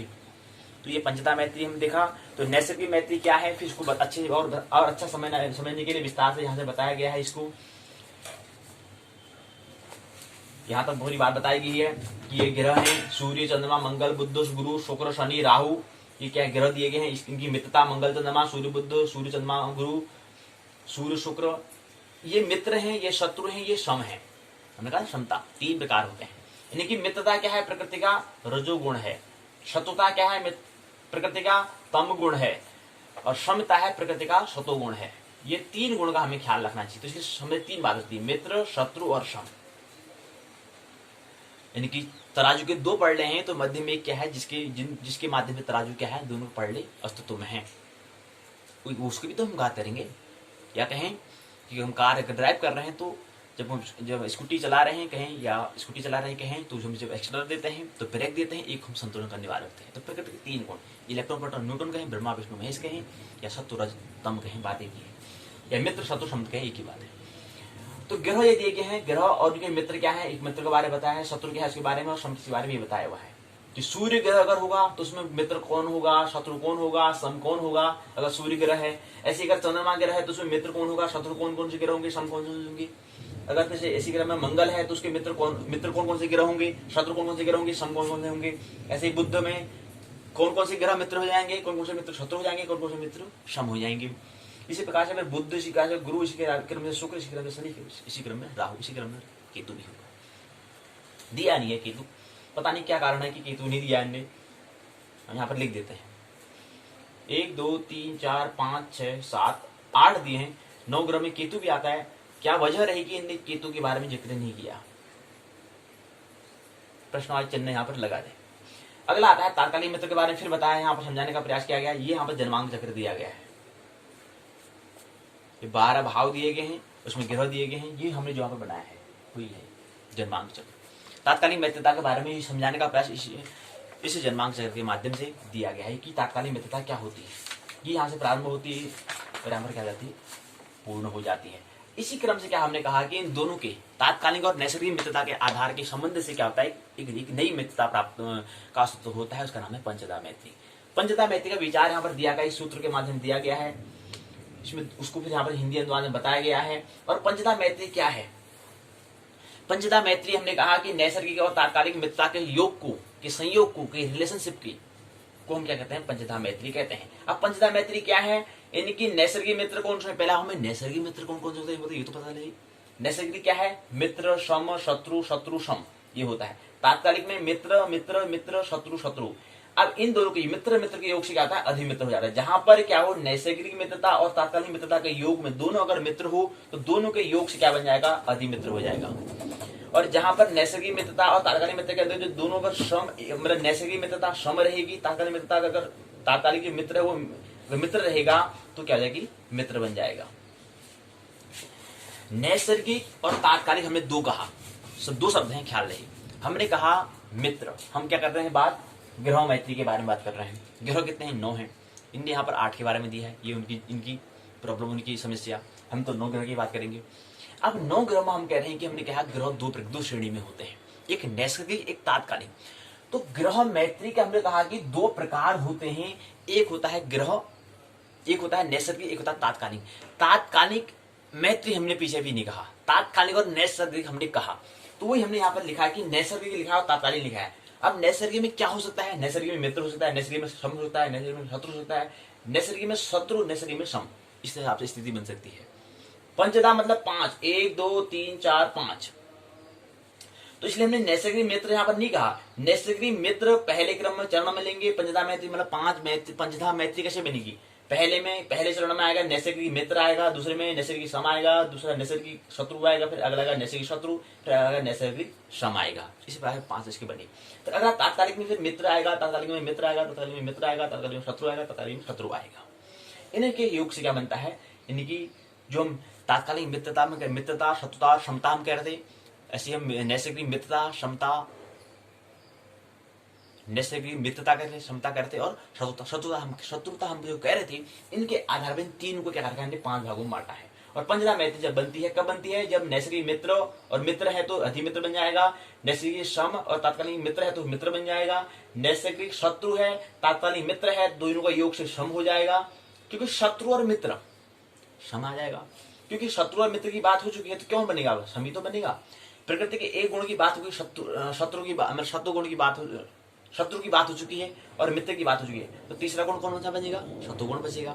इसी बात अगर शत्रु की हमने बात कर ली, यहाँ पर भी शत्रु के इनकी दोनों गुण की प्रकृति के एक ही गुण की बात हो रही है, तो दोनों का योग से क्या बन जाएगा? अधिशत्रु बन जाएगा। और इसी क्रम में फिर दोनों अगर नैसर्गिक में सम है, तात्कालिक में शत्रु है, तो दोनों के योग से प्रकृति का एक गुण क्या है? रजोगुण है, एक गुण क्या है? तमोगुण है। दोनों का योग से क्या बन जाएगा? फिर शत्रुगुण ही बनेगा, क्योंकि सम और शत्रु से भी क्या बनता है? शत्रु ही बनता है। ये हमें ख्याल रहे। क्यों? क्योंकि सम में हमने कहा, सम के अंदर क्या है? अब ये इस बात प्रकृति के गुण को हमें ख्याल करना बहुत अनिवार्य है। समझो कि सत्व क्या है जो होता है वो 50 होता है। कैसे होता है सत्व? जिसमें रज के क्या होते हैं? 25% अंक होते हैं और तम के भी क्या होते हैं? 25% अंक होते हैं। अब इन दोनों के योग से क्या बनता है? ये 50 बनता है, प्रकृति का बनता है। तराजू का जो पड़ रहा है, आधा यहाँ इसका भार है, आधा इसका भार से भी बन रहा है ना, तो दो अगर एक पड़ रहा है फिर तो बैलेंस बनेगा ही नहीं। तो इसलिए 25-25 के योग से क्या बनता है? 50 बनता है, ये हम कह रहे हैं। तो यहां पर हम कह रहे हैं कि श्रम और शत्रु। अब श्रम में क्या है? श्रम में एक 25 है और एक 25 है, और शत्रु में भी क्या? एक 25 है, और 25-25 50 हो गया, और ये हो गया तुम्हारा 25। तो कौन? ये 50 हो गया और ये 25 हो गया, तो किसकी ज्यादा है? शत्रुता की ज्यादा है, तो शत्रु बन जाएगा। पंचता मैत्री में क्या बनेगा? शत्रु बनेगा। ये बात हम क्या रखेंगे। तात्कालिक मित्रता के बारे में फिर विस्तार से यहाँ पर बताया गया है। फिर ग्रह मैत्री की तात्कालिक मित्रता में एक सूत्र के माध्यम से बताई गई है कि दो प्रकार की तात्कालिक और नैसर्गिक मित्रता होती है, और नैसर्गिक के अंदर भी क्या है? मित्रता होती है, शत्रुता होती है और क्षमता होती है। अब यहाँ पर एक मित्र महर्षि पराशर के अनुसार बताते हैं सूत्र के माध्यम से, और इसी प्रकार से शंभु होरा प्रकाश में भी बताते हैं सूत्र के माध्यम से मित्रता के बारे में, ग्रहों की मित्रता के बारे में बताते हैं। फिर ये बातें चल रही, इनकी फिर क्रम चलता है, ये सूत्र में ये बताते हैं आगे क्रम में। इसी क्रम में क्या आता है? नैसर्गिक मित्रता क्या है इसको बताते हैं। अगले क्रम में फिर हमने कहा कि बोध प्रश्न पूछा जाता है। बोध प्रश्न क्या है? 5 प्रश्न पूछे गए हैं। पहला है, ग्रहों में परस्पर कितने प्रकार की मैत्री हो सकती है? ग्रहों में परस्पर कितने प्रकार की मित्रता हो सकती है? बताओ। 1, 2, दूसरे क्रम में 3, तीसरे में 4, 5, चौथा क्रम में 5। कितनी हो सकती है? 1 होती है, 2 होती है, 2 होती है, 3 होती है, 4 होती है, 5। कितनी मित्रता होती है परस्पर? 4। ये हमें करना है, तो ये बहुत प्रश्न दिया गया है। अब इसका उत्तर पीछे दिया होगा। दूसरा है नैसर्गिक मैत्री होता है, अब दिया है 1, 2, 3, 4 बात दी है। फिर तीसरा है समधन मित्र। क्या बनेगा? अगर यहाँ पर सम है, यहाँ पर मित्र है, तो क्या बनेगा? जाहिर सी बात है, मित्र बनेगा। क्यों? क्योंकि सम के अंदर हमने कहा मित्र के 25 अंक यहाँ से पहले मिले हैं, और यहाँ पर भी 25, यहाँ शत्रु के मिले हैं, और मित्र में 25 अंक फिर और मिल गए, तो दोनों का योग से क्या बनेगा? 50 बनेगा। यानी कि 25 बड़ा कि 50 बड़ा? 50 बड़ा। तो क्या बन जाएगा? यहाँ पर मित्र बन जाएगा। तो यहाँ प्रश्नवाची चिन्ह बनाया ना, सम धन मित्र, तो क्या बनेगा? यहाँ पर मित्र बनेगा। तो या मित्र बनेगा, शत्रु बनेगा, या अति मित्र बनेगा, या अति शत्रु बनेगा? क्या बनेगा वो पूछ रहे हैं। अगला में आता है अर्की किसे कहा जाता है? चौथा। 5वां है ग्रह जिस स्थान में होता है उससे किन स्थानों पर बलाबल होता है, यानी कि बलवान होता है। सारांश से कुछ बातें समझनी इस इकाई को, फिर विराम देंगे, फिर ज्योतिष पाठशाला के पहले भाग में प्रवेश करेंगे। ग्रह मैत्री फलित ज्योतिष शास्त्र का एक अभिन्न हिस्सा है। हमने कहा हम ज्योतिष के तीसरे भाग की हम बात कर रहे हैं, फलित ज्योतिष की बात हम कर रहे हैं। सिद्धांत तंत्र की बात नहीं कर रहे हैं, संहिता की हम बात नहीं कर रहे हैं। हमें केवल क्या करना, हमने कहा कि उत्तराखंड मुक्त विश्वविद्यालय के द्वारा जो पाठ्यक्रम जो विश्वविद्यालय है उसने फलित ज्योतिष पर प्रकाश डालने का प्रयास किया। उत्तराखंड मुक्त विश्वविद्यालय की सराहना करनी बहुत अत्यंत आवश्यक है कि प्रयास तो करा, ज्योतिष में क्रांति लाने के लिए एक कम से कम पाठ्यक्रम तो रखा, भले ही फलित ज्योतिष ही रखा, लेकिन रखा तो सही, वही आगे जाके फिर और उसका विकास होगा। तो यहाँ पर हम फलित ज्योतिष पे ज्यादा समझने का हम प्रयास करेंगे। हो सकता है आने वाले समय में भी सिद्धांत और संहिता को भी समझने का पाठ्यक्रम को जोड़ दें, लेकिन अभी हम जो यहाँ पर बात करेंगे उत्तराखंड के स्नातक और स्नातकोत्तर में, वहां पर हम फलित ज्योतिष को समझने का प्रयास हम करेंगे। तो उत्तराखंड मुक्त विश्वविद्यालय का प्रयास फलित ज्योतिष को समझने का है, और हमारा भी प्रयास क्या, फलित ज्योतिष को समझ मिले। बहुत ब्रह्मांड को नहीं समझना है, हमें क्या समझना है, अपने आप को, हमें स्वाध्याय करना है। पर को समझना महत्वपूर्ण नहीं है, स्व को समझना महत्वपूर्ण है। दूसरे को परिवर्तन नहीं करना है, अपने को परिवर्तन करना है। अध्ययन नहीं, ज्यादा हमें अध्ययन नहीं करना है, हमें क्या करना है, स्वाध्याय करना है, अपने को समझना है। तो यहाँ पर प्रयास, तो यहाँ पर हम क्या करेंगे, फलित ज्योतिष को समझने का प्रयास करेंगे, अर्थात जातक को। तो वही यहाँ पर कह रहे हैं कि ग्रह मैत्री जो है फलित ज्योतिष शास्त्र का एक अभिन्न हिस्सा है। फलित ज्योतिष को हम समझ रहे हैं, यानी कि ज्योतिष का तीसरा हिस्सा। बात ज्योतिष की हम कर रहे हैं। संपूर्ण ज्योतिष शास्त्र ग्रहों पर आधारित होता है। जातक स्कंद में ग्रहों की मित्र के भी आधार पर किसी जातक के उसके जन्म कुंडली में शुभ अशुभ ग्रहों की स्थिति की जानकारी प्राप्त करते हैं। कौन ग्रह कितना मित्र होगा, कितना सम होगा, किसका मित्र है, किसका सम है, किसका शत्रु है, तथा फलाफल क्या होता है, इसका फल का और फलाफल क्या होता है, इसकी जानकारी हेतु में ग्रह मैत्री का अध्ययन करना हमें बहुत आवश्यक होता है, महत्वपूर्ण होता है। यही हमने समझाने का प्रयास यहाँ पर करा। ग्रह मैत्री के मूलभूत सिद्धांतों को हमने समझने का प्रयास किया। ग्रहों के मैत्री के आधार पर उनके सामंजस्य का बोध कर हम तत्काल फल आदेश कर देते हैं। क्यों फल का आदेश मतलब? क्योंकि ग्रह ने कहा हम चले भी जाएंगे, लेकिन सबूत परिणाम क्या रहेगा? ग्रह सूर्य परिणाम रहेगा। एक व्यक्ति 70 साल जिएगा, लेकिन 70 साल जिएगा तो चले जाएगा, लेकिन उसमें गवाह कौन रहेगा? सूर्य रहेगा, चंद्रमा गवाह रहेगी, पृथ्वी गवाह रहेगी। तो उसी के आधार पर तो हम भविष्य गणना कर रहे हैं। वो सबूत है, वो गवाह है, इसलिए हम उनके सबूतों में समझना अनिवार्य होता है। इसलिए हमें उन ग्रहों की बात करते हैं। तो ग्रह मैत्री की आधार पर हम तो इसलिए कहते हैं कि अगर उस व्यक्ति का स्वभाव फलाना था, वो किसके आधार पर था? क्योंकि सूर्य का जो ग्रहों का स्वभाव ऐसा संयोग बनना था, इसलिए उसका स्वभाव ऐसा था, फलाना स्वभाव था, फलाना प्रकार का स्वभाव था, क्योंकि उसमें ग्रह की ऐसी स्थिति बनी थी। अगर ऐसी स्थिति तुम्हारा भी ऐसा स्वभाव हो जाएगा। अगर तुमने भी ऐसी स्थिति चुनेगी, तुम्हारा भी स्वभाव ऐसा ही होगा।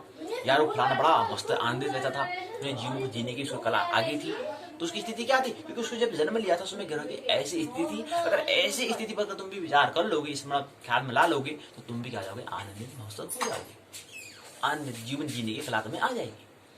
ये ग्रह के आधार पर करते हैं। और ग्रह के आधार पर करेंगे तो ग्रह की मित्रता क्या होती है, शत्रुता क्या होती है, समता क्या होती है। इसलिए फिर क्या होता है? ग्रह मित्र, ग्रहों की मित्रता के बारे में हमें समझना अनिवार्य हो जाता है। तो ये हमने समझने का प्रयास किया। भाव में स्थित ग्रह का फल जातक के ऊपर क्या होगा और हम क्यों करते हैं? क्योंकि ग्रहों की मैत्री के आधार उसकी सामंजस्य का बोध कर तत्काल फलादेश करने का हमें हो जाता है कि हमें दूसरों के बारे में क्या बताना है, भविष्य की वाणी क्या करनी है। इसके लिए हमें क्या जाता है? वो उसका बोध हमें हो जाता है, ज्ञान हमें हो जाता है। अगर हम ग्रह की मित्रता, अगर मैत्री के बारे में हमें ख्याल रहा, तो दूसरे व्यक्ति की, हम जातक की, व्यक्ति वाले जातक हम बात कर रहे हैं, जातक ज्योतिष में जातक कहते हैं, तो उसकी क्या करेंगे? भविष्यवाणी कर सकते हैं। भाव में स्थित जो ग्रह होंगे, अगर ये आपका ग्रह, आपका जो भाव है, ये वाले भाव में, ये वाले स्थान में आपका ये ग्रह है, तो ऐसा है। अगर आपने ये उपाय करा तो आप क्या हो जाओगे? आनंदित जीवन, शांति को प्राप्त कर लोगे। तो हमें क्या करना होता है? फल जातक को भविष्यवाणी करने के लिए, भविष्य का दर्शन करने के लिए हमें क्या होता है? आसानी होती है। और ऐसी गिरकर ऐसी स्थिति, तो इसका परिणाम क्या होगा, प्रभाव क्या होगा? वही इस स्नातक द्वितीय वर्ष में समझना है कि फलादेश का सिद्धांत, फलादेश हमें करना है। तो फलादेश का मतलब भविष्य का दर्शन कराना। तो ये हमने समझने का प्रयास यहाँ पर करा। शब्दावली दी गई है। पहला है ग्रह की दृष्टि क्या होती है। प्रत्येक ग्रह की अपनी अपनी दृष्टि होती है। ग्रह की दृष्टि को ही हम ग्रह की दृष्टि कहते हैं। ग्रहों की जो दृष्टि है, जो ग्रहों की जो देखना है, वही ग्रह दृष्टि कहलाती है। पूर्ण दृष्टि, प्रत्येक ग्रह अपने में सप्तम भाव, अपने प्रत्येक ग्रह जो है अपने से सप्तम स्थान को, ये शुक्र है, इसके बाद 7वां स्थान कौन सा आएगा? 1 2 3 4 5 6 7, यानी कि 8वां जो भाव है वो क्या आएगा? उसको पूर्ण दृष्टि से देखता है। पूर्ण दृष्टि का मतलब क्या होता है? पूर्ण दृष्टि का मतलब वही होता है जो हम कहते हैं कि कोई व्यक्ति 100 में से कितने नंबर लाया? 100% नंबर लाया, 100 में से 100, तो वही पूर्ण दृष्टि। अगर 100 में से 99 तो पूर्ण दृष्टि नहीं कहलाएगी। 100 में से 100 नंबर लाया तो कहेंगे यार पूर्ण दृष्टि है। तो ऐसे यहाँ पर अगर अंकों में कहें तो यहाँ ये जो हमारा पहला भाव है, अगर वो 8 भाव पर जो यहाँ पर जो ग्रह है, अगर यहाँ पर बैठा, शुक्र ग्रह यहाँ पर बैठा है, तो 8 भाव को पूर्ण दृष्टि देकर पूर्ण अंक उसको दिए जाएंगे, 100 अंक उसको मिल जाएंगे। ऐसे शुभ ग्रह क्या है? शुभ ग्रहों में पूर्ण चंद्रमा हो गया, बुध, गुरु, शुक्र शुभ ग्रह माने जाते हैं। चंद्रमा हो गया, चंद्रमा का पूर्ण, बुध, गुरु और शुक्र क्या है? शुभ ग्रह है। हमने क्या कहा? हमने कहा कि पूर्ण चंद्रमा भी पूर्ण होना चाहिए शुभ के लिए। और उसके बाद फिर आता है बुध, यानी कि बुध ये हो गया जो मित्र का जो जन्मांक चक्र है, जन्म के समय जो चक्र है, ये बुध हो गया। उसके बाद शुक्र तुम्हारा ये हो गया, ये शुक्र हो गया, ये बुध हो गया, ये चंद्रमा पूर्ण हो गया, और उसके बाद 1 2 3 4 होते हैं। यानी कि क्या हुआ, बुध हो गया, शुक्र हो गया, और चंद्रमा पूर्ण हो गया, और शुक्र ये हो गया, और क्या है हमारा, शुक्र हो गया, गुरु है। तो गुरु शुक्र और बुध और चंद्रमा पूर्ण, ये क्या है, शुभ ग्रह है। और अशुभ ग्रह क्या है, या पाप ग्रह क्या है, क्षीण चंद्रमा हो गया, और उसके बाद हमारा मंगल हो गया, मंगल यानी कि ये हो गया मंगल, सूर्य हो गया, यानी कि सूर्य यहां पर जो है, सूर्य का शनि यहां पर है। और राहु केतु ने जिक्र नहीं किया है, राहु केतु जो है वह ग्रह की बात यहाँ पर नहीं की। 7 ग्रह की बात की तो 7 में क्या है, चंद्रमा दोनों में, जहां पर दोनों चंद्रमा आते हैं, यानी कि 1 2 3 ये हुआ, 1 2 3 ये हुआ, चंद्रमा क्या है, दोनों में है। एक में पूर्ण होगा तो शुभ, और क्षीण होगा तो अशुभ होगा, ये पाप होगा। तो जो हम कह रहे हैं कि शुभ में गुरु हुआ एक, दूसरा शुक्र हुआ, तीसरा बुध हुआ, चौथा चंद्रमा पूर्ण, यानी कि आदि बात हो रही, चंद्रमा पूर्ण तो क्या हुआ, शुभ होगा। और अशुभ में क्या हुआ, अशुभ में मंगल आया, अशुभ में सूर्य आया, अशुभ में शनि आया, और क्षीण चंद्रमा आया। तो इस हिसाब से 3 3 3 3 6 हो गया। 7वें चंद्रमा अगर पूर्ण होगा तो क्या होगा, मित्र होगा, अगर क्षीण होगा तो वो पाप ग्रह होगा। तो ये हमने शुभ ग्रह और पाप ग्रह को हमने देखा। नीच राशि का प्रत्येक ग्रह के अपने स्थान से 180 से अगर नीचे हो जाता तो वो क्या रहता है, नीच राशि कहलाती है। उच्च राशि, ये अपने सभी ग्रहों का अपना अपना उच्च राशि, सभी ग्रहों का अपना अपना उच्च राशि है, ये हमें ख्याल रहे। सूर्य मेष, चंद्रमा वृश्चिक, मंगल मकर, बुध कन्या, गुरु कर्क, शुक्र मीन, शनि तुला, ये क्या है, उच्च राशि। सभी ग्रहों का अपना अपना उच्च राशि है। यानी कि उच्च राशि क्या है, सूर्य का जो मेष जो है सूर्य का ये उच्च में होगा, चंद्रमा का वृषभ में होगा, मंगल का मकर में होगा, बुध का कन्या में उच्च होगा, गुरु का कर्क में होगा, शुक्र का मीन में होगा, शनि का तुला में, ये उच्च राशि होती है, ये मिलेगा। और नीच राशि क्या होगी, जब प्रत्येक ग्रह अपने ग्रह स्थान में 180 अंश से अगर नीचे होंगे, अपने स्थान में 180 से अगर नीचे होंगे, तो हमने कहा कि प्रत्येक घर की जिम्मेवारी दी गई है। पहले घर की सूर्य को दी गई है, दूसरे को चंद्रमा को दिया है, तीसरे को मंगल को दिया गया है। यानी कि जो हमने कहा कि जो कमरा है, जो कमरा का देखने वाला जो है चपरासी जो है, तो यहाँ पर जो पहला जो हम जो भाव कह रहे हैं, स्थान कह रहे हैं, इसमें सूर्य की जिम्मेदारी दी गई है, तो वही कह रहे हैं। और दूसरे में चंद्रमा, तीसरे में मंगल। तो कह रहे हैं कि जो क्या होगा, जो प्रत्येक ग्रह अपने स्थान में, जो हमने कहा कि सूर्य यहाँ पर पहले भाव में है, अगर 180 से अगर निम्न होगा तो उसकी क्या कहलाएगी, वो नीच राशि। उसमें जो अपने स्थान से 180 से नीचे अगर होगा तो वह नीच राशि की कहलाएगी। क्योंकि अब यहाँ पर क्या है, शुक्र है, यहाँ पर सूर्य है, सूर्य की किसका स्वामी होता है, सिंह राशि का स्वामी होता है। तो ये हमें देखना है। तो बहुत प्रश्न दिए गए हैं, संदर्भ में सूची दी गई है, पाठ्य सामग्री निम्नांतर प्रश्न पूछे हैं। 2 प्रश्न पूछे गए हैं, ग्रह मैत्री से आप क्या समझते हैं, पहला भाग। दूसरा, इनकी विभिन्न स्वरूप का वर्णन करो। दूसरा प्रश्न है, ग्रह मैत्री को परिभाषित करते हुए शुभ अशुभ फल का विस्तार से व्याख्या करो। यहीं पर क्या है, दूसरा खंड ग्रह भाव विचार के अंतर्गत ग्रह मैत्री नामक जो पंचमी इकाई पूर्ण होती है। कल की इकाई में, कल की पाठशाला में हम तीसरे खंड की ओर प्रवेश करेंगे। तीसरे खंड का नाम है फलादेश निर्णय। फलादेश को हमें कैसे निर्णय हमें करना है। अब जो तीसरी बात, आप देखो, आखिर हम पुस्तक की बात कर रहे हैं, जाकर शास्त्र की बात हमने 2 इकाई में 2 खंडों में हमने बात कर ली है। अब थोड़ा फलादेश की बात तो कर लें। ये देखें कि जो उत्तराखंड मुक्त विश्वविद्यालय ने जो इकाई, जो पुस्तक का जो शीर्षक दिया है, शीर्षक के हमने जातक शास्त्र को हमने समझ लिया है 2 खंडों में। अब हम क्या बचा, दूसरा भाग हमारा फलादेश के सिद्धांत।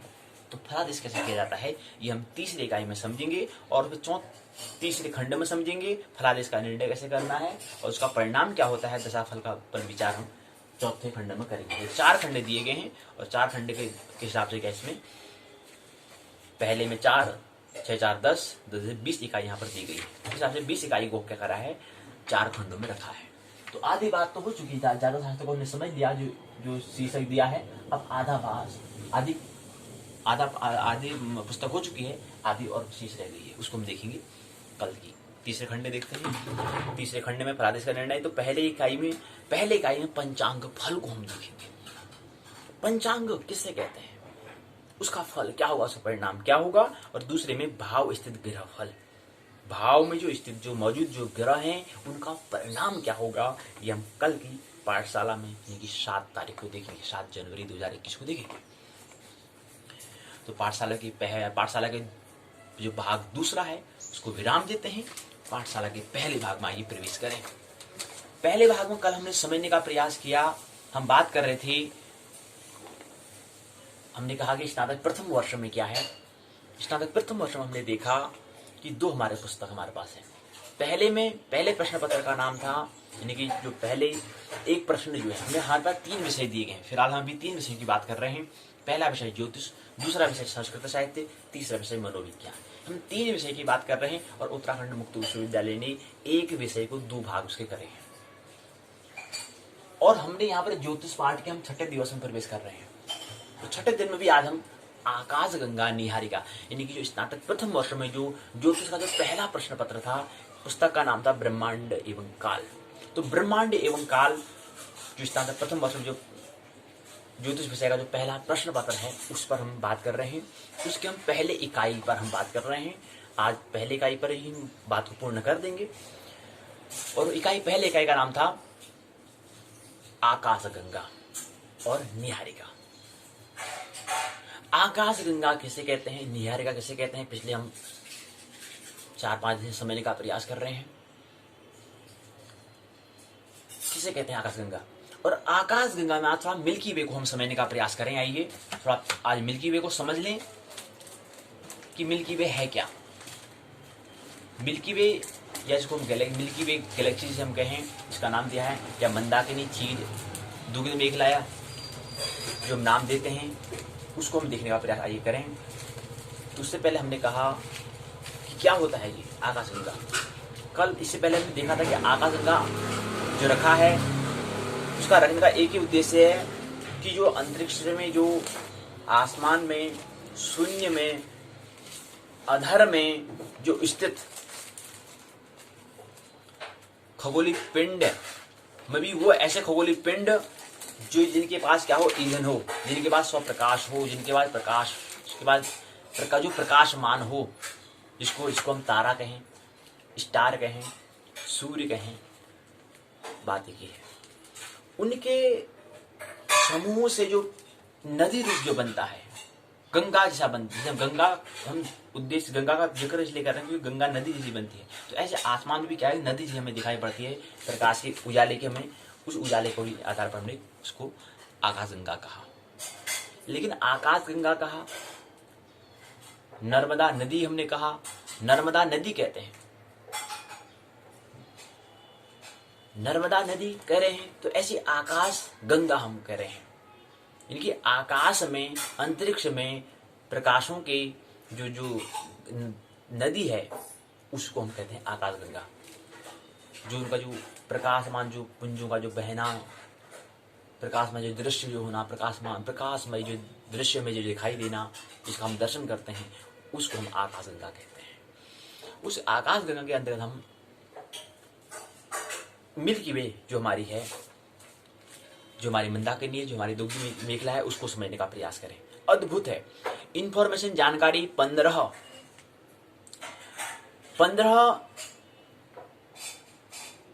नवंबर 2018 की जानकारी है, अखबार में ये आई थी, उसके माध्यम से हम समझने का प्रयास करेंगे। 15 नवंबर 2018 में ये सूचना आई थी। अद्भुत है मिल्की वे का रहस्य।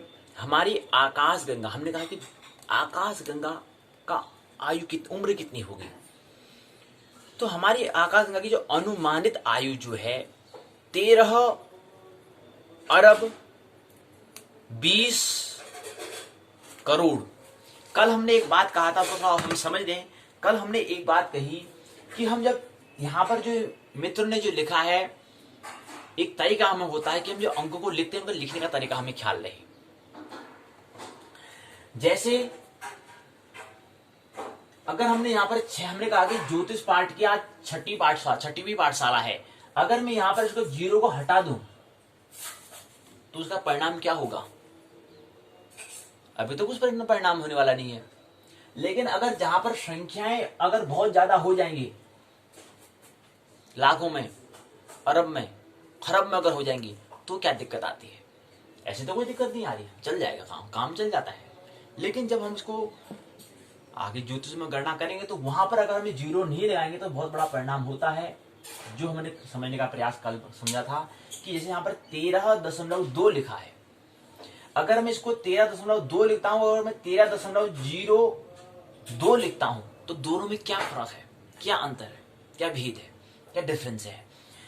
यही फर्क है। यहां पर 13.2 कहा तो इसका मतलब क्या है कि 13 अरब 20 करोड़, इसका मतलब होता है साल, इतने साल। और इसका मतलब होता है कि 13 अरब 2 करोड़। और कहां 2 करोड़, कहां 20 करोड़, कितना करोड़ का अंतर है? 18 करोड़ का अंतर है। तो ये इसका परिणाम, ये दुर्घटना होती है। हालांकि यहां पर जब कह रहे तो यहां पर क्योंकि एक ही अंक है, 6 अगर जीरो नहीं हटा दें तो भी देखो कोई फर्क पड़ने वाला नहीं है। लेकिन यहां से व्यक्ति कितना जागरूक है, कितना अवेयरनेस है, कितना होशपूर्ण है, वो पता चलता है। मतलब कोई शिक्षा में क्रांति के लिए कितना जागरूक हुआ हमें देखा जाता है। तो इसलिए अगर हम इसको ऐसा लिखता हूं तो ये लिखने का तरीका गलत है। जागरूक की निशानी नहीं है, जागरूकता की निशानी यही है कि आगे जीरो लिखना अनिवार्य है। छोटी छोटी बातें हमें ख्याल रखनी पड़ेंगी शिक्षा में क्रांति करने के लिए। तो छोटी छोटी बातें क्या बनती है, आगे बहुत विराट बनती है। अब हमने यहाँ भी लिखा तो यहाँ पर भी 06 लिखा है, यहाँ पर भी 06 लिखा है। और यहाँ पर हमने कहा कि उदय 7:07 में सूर्योदय हुआ। अब हमने यहाँ पर 07 लिखा, 7 और 7 लेंगे तो काम चलने वाला नहीं है, ख्याल रहे। और हमने कहीं भी अगर कहीं संयोग में अगर गलत लिखा है तो वो गलत होगा। देखो हमने जैसे यहाँ पर लिखा है, यहाँ पर भी जो हमने ये लिखा है तो ये संयोग की बात है कि यहाँ पर भी 0 आना चाहिए। अब थोड़ा जगह नहीं है, स्थान नहीं, इसलिए हम नहीं लिख रहे हैं इसको, लेकिन उसे माफ नहीं किया जाएगा, ख्याल रहे। तो ये चीज है जो आगे 0 लगाना, उसकी अहमियता क्या है वो यहाँ से समझ में आ रही है। 13.2 कहा, अगर 13.2 अगर 0 बाई चांस अगर हम कहें, वैज्ञानिकों ने उसको अगर प्रमाणित किया तो वैज्ञानिक कहते हैं कि 13 अरब 2 साल। अगर वो ऐसा, अगर मित्र ने सोचो कि उसमें दुर्घटना ये होती है कि वो था ऐसा और उसने लिख दिया ऐसा, तो दुर्घटना बड़ी हो जाएगी समझने में कि यार 18 करोड़ का अंतर हो जाएगा, 18 करोड़ साल का अंतर हो जाएगा। 13 अरब 2 करोड़, 13 अरब 20 करोड़ में कितना अंतर है? बहुत अंतर है। मानने वालों के लिए, जो चिंतन करने वाले व्यक्ति हैं उनके लिए बहुत अंतर है। 18 करोड़ को दिन यहाँ होता है, 70 साल तक हम जीते हैं, वहां पर 18 करोड़ कितने जन्म हो जाएंगे 18 करोड़ में? अगर 70 पे गुणा करते हैं तो हो जाता अंतर है। तो ये चीज है। तो जो वैज्ञानिक जिन वैज्ञानिकों ने जो चिंतन करा उनने पाया कि जो हमारी जो मंदाकिनी, जो हमारी मिल्की वे गैलेक्सी, जो हमारी आकाश गंगा है, उसकी अनुमानित आयु, जो अनुमान, हालांकि ये भी पूर्ण विश्व नहीं है, अनुमानित बता रहे हैं, अनुमान लगाया है उन्होंने, कल्पना है कि 13 अरब 20 करोड़ है। अभी 20 करोड़ है कि 2 करोड़ है, ये हमें जब तक कि यहां पर 0.2 हो या 0 ये केवल 2 हो तो उससे पता चलेगा। तो हम तो यही लेके चल रहे हैं कि 13 अरब 20 करोड़ साल, अरब साल, 13 अरब 20 करोड़ साल का समय अनुमानित आयु है, हम ये लेके चल रहे हैं। अब हम कितना सच है कितना गलत है ये हमें कोई बात में करनी, लेकिन जिस हिसाब से हमें यहाँ पर मिला है सूचना, इसमें यही लिखा है 13.2 अरब साल लिखा है, यानी 13 अरब 20 करोड़ साल हैं। इससे आकाश गंगा, इसको हम आकाश गंगा कहें, इसको हम मिल्की वे कहें, इसको हम क्षीर मार्ग कहें, इसको हम दुग्ध मेखला कहें, इसको हम गैलेक्सी कहें, इसको हम मंदाकिनी कहें, बात एक ही है। मतलब एक चीज को, मिल्की वे को हम कितना नाम दे रहे हैं? पहले नाम दे रहे हैं आकाशगंगा, दूसरा मिल्की वे दे रहे हैं, तीसरा क्षीर मार्ग दे रहे हैं, चौथा दुग्ध मेखला दे रहे हैं, पांचवा गैलेक्सी दे रहे हैं, छठा मंदाकिनी। यानी कि एक बात को समझाने के लिए 6 नामों का हम उपयोग कर रहे हैं। तो मित्र की अलग अलग दृष्टि है, लेकिन बात एक ही हो रही है। बात किसकी हो रही है? बात उसी की हो रही है कि जो हमारा जो तारों का जो समूह है वो उसकी बात हो रही है, और जो हमारे जिसमें हमारा सौर मंडल स्थित है उसकी बात हो रही है, जिसमें पृथ्वी मौजूद है उसकी हम बात कर रहे हैं। जो हमारे पृथ्वी से आगे जो हमारे सौर मंडल से आगे भी जो आगे जो दूसरा सौर मंडल है, फिर सौर मंडल का समूह जो बना है उसकी हम बात कर रहे हैं। तो उसी के अलग नाम दे रहे हैं, आकाशगंगा कहें, मिल्की वे कहें, क्षीर मार्ग कहें, दुग्ध मेखला कहें, गैलेक्सी कहें या मंदाकिनी कहें, बात एक ही है। बात एक ही है। चीन में इसे चांदी की नदी भी कहते हैं जी, 6 ही नहीं 7वां में नाम आ गया। तो 7वां क्या है? चीन में इसको चांदी की नदी। मित्र का, प्रत्येक मित्र का देखने की दृष्टि अलग अलग हो सकती है, अनुभव एक ही है एक ही, लेकिन सबकी दृष्टि का देखने का तरीका अलग अलग होगा, सबका आचरण अलग अलग होगा। तो कह रहे हैं कि ये चांदी की नदी है जी। चीन वाला तो ऐसे कहते हैं कि चांदी की नदी है। ब्रह्मांड में असंख्य मंदाकिनियां। अब ब्रह्मांड में कहा, ब्रह्मांड में क्या है? और ब्रह्मांड भी दो है, एक अज्ञात और एक ज्ञात है। जहां तक हम प्रकाश को भेज पा रहे हैं, जहां तक हमें प्रकाश जा पा रहा है, जहां तक प्रकाश जाके हमें दिखाई दे रहा है, जहां तक प्रकाश पहुंच पा रहा है, उसको हम कह रहे हैं अज्ञात। और जहां पर प्रकाश भी नहीं जा पा रहा है, तो वहां को हम अज्ञात कह रहे हैं। तो इतना बड़ा विकराल विराट ब्रह्मांड है। तो ब्रह्मांड में असंख्य मंदाकिनियां हैं, आकाश गंगाएं हैं। अब मंदाकिनी को आकाश गंगा बात एक ही है, तो असंख्य मंदाकिनी या आकाश गंगाएं हैं। प्रत्येक मंदाकिनी में करोड़ों अरबों तारे होते हैं, सौरमंडल होते हैं, तारामंडल होता है, निहारिका होती हैं, धूमकेतु होता है, नक्षत्र होते हैं, और भी बहुत से होते हैं, क्षुद्र वामन ग्रह। ये पूरा ब्रह्मांड क्या है? पूरा भरा पड़ा है, ये हमें ख्याल नहीं। तो हमने कहा कि क्या कहा, ब्रह्मांड में क्या होते हैं? असंख्य मंदाकिनियां, जो हम आकाश गंगा, जो मिल्की वे कह रहे हैं, उसके बगल की पड़ोसी फिर एंड्रोमेडा गैलेक्सी है। आकाश गंगा एंड्रोमेडा आकाश गंगा है, और भी आकाश गंगाएं हैं।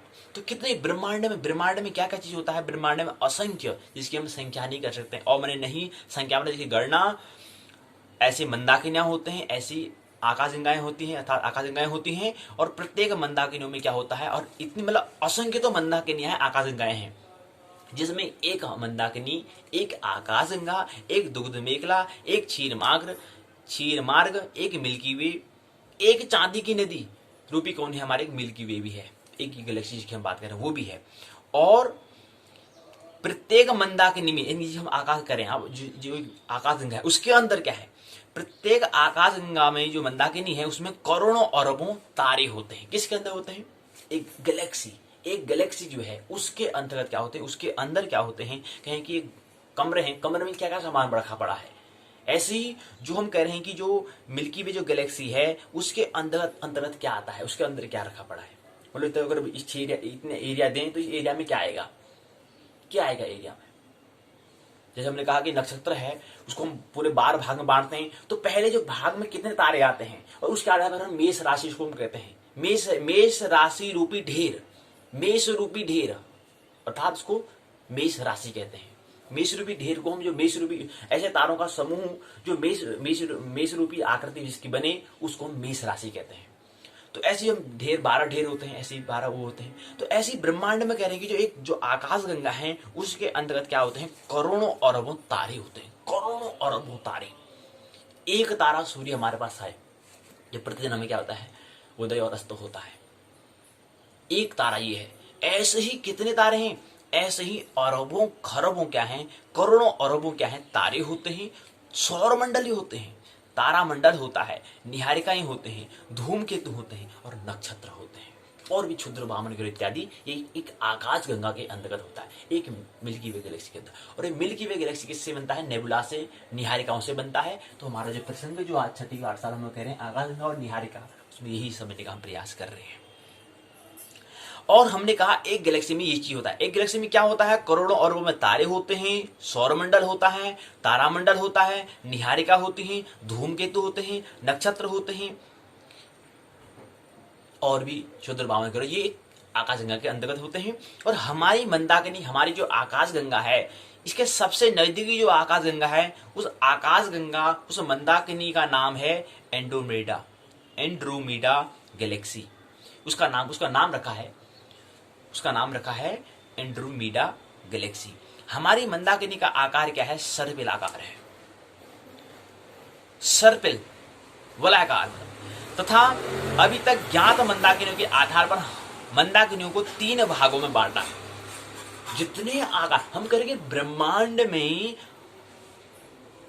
असंख्य मंदाकिनियां हैं, और मैंने इसकी संख्या ही नहीं हो सकती हैं। तो असंख्य मंदाकिनियां हैं, उसमें एक मंदाकिनी, जितनी भी मंदाकिनी मिली हैं, जिसकी हम गणना कर रहे हैं 10-12 जितनी भी हमें मिली, जितनी मंदाकिनी हमें मिली हैं, जितनी आकाश गंगा मिली हैं, उनको हमने 3 भागों में बांटा।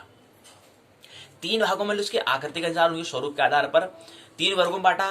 पहले में हमारा सौरमंडल आकाशगंगा को एक, पहले में हमने बांटा 3 होती हैं। 3 में हमारी आकाशगंगा क्या है, सर्पिलाकार है तथा अभी तक ज्ञात मंदाकिनी को हमें आधार पर मंदाकिनी को हमने 3 वर्गों में बांटा है। अब 3 वर्ग कौन कौन से हैं ये हमें समझना है। उसके बाद कहते हैं कि अगली बात हमारा सौरमंडल क्या है, आकाशगंगा के कोने पर। अब जो हम कह रहे हैं कि हम तो सौरमंडल, और सौरमंडल के आगे में क्या आता है, एक पृथ्वी आती है, और पृथ्वी के अंदर हम क्या है, पृथ्वी के कहीं ऊपर पर हम क्या है स्थित हैं। पृथ्वी के ऊपर पर हम क्या है स्थित हैं, पृथ्वी के ऊपर, पृथ्वी के जो बाहर जो है उस पर हम वहां पर स्थित हैं। लेकिन उससे पहले आप समझना है कि हम कह रहे हैं कि हम आकाशगंगा जो कह रहे हैं, हम किसके अंदर आते हैं, आकाशगंगा। और आकाशगंगा, असंख्य आकाशगंगा मंदाकिनी, हम असंख्य आकाशगंगा हमारे क्या है ब्रह्मांड में होते हैं। और उस आकाश, एक आकाश गंगा, उसके अंदर क्या होता है, असंख्य तारे आते हैं, करोड़ों अरबों क्या होते हैं, करोड़ों अरबों तारे, सौरमंडल आते हैं, तारामंडल आता है, निहारिका, धूमकेतु, नक्षत्र आते हैं, करोड़ों अरबों क्या आते हैं, नक्षत्र आते हैं, तारामंडल आते हैं, निहारिका आती है।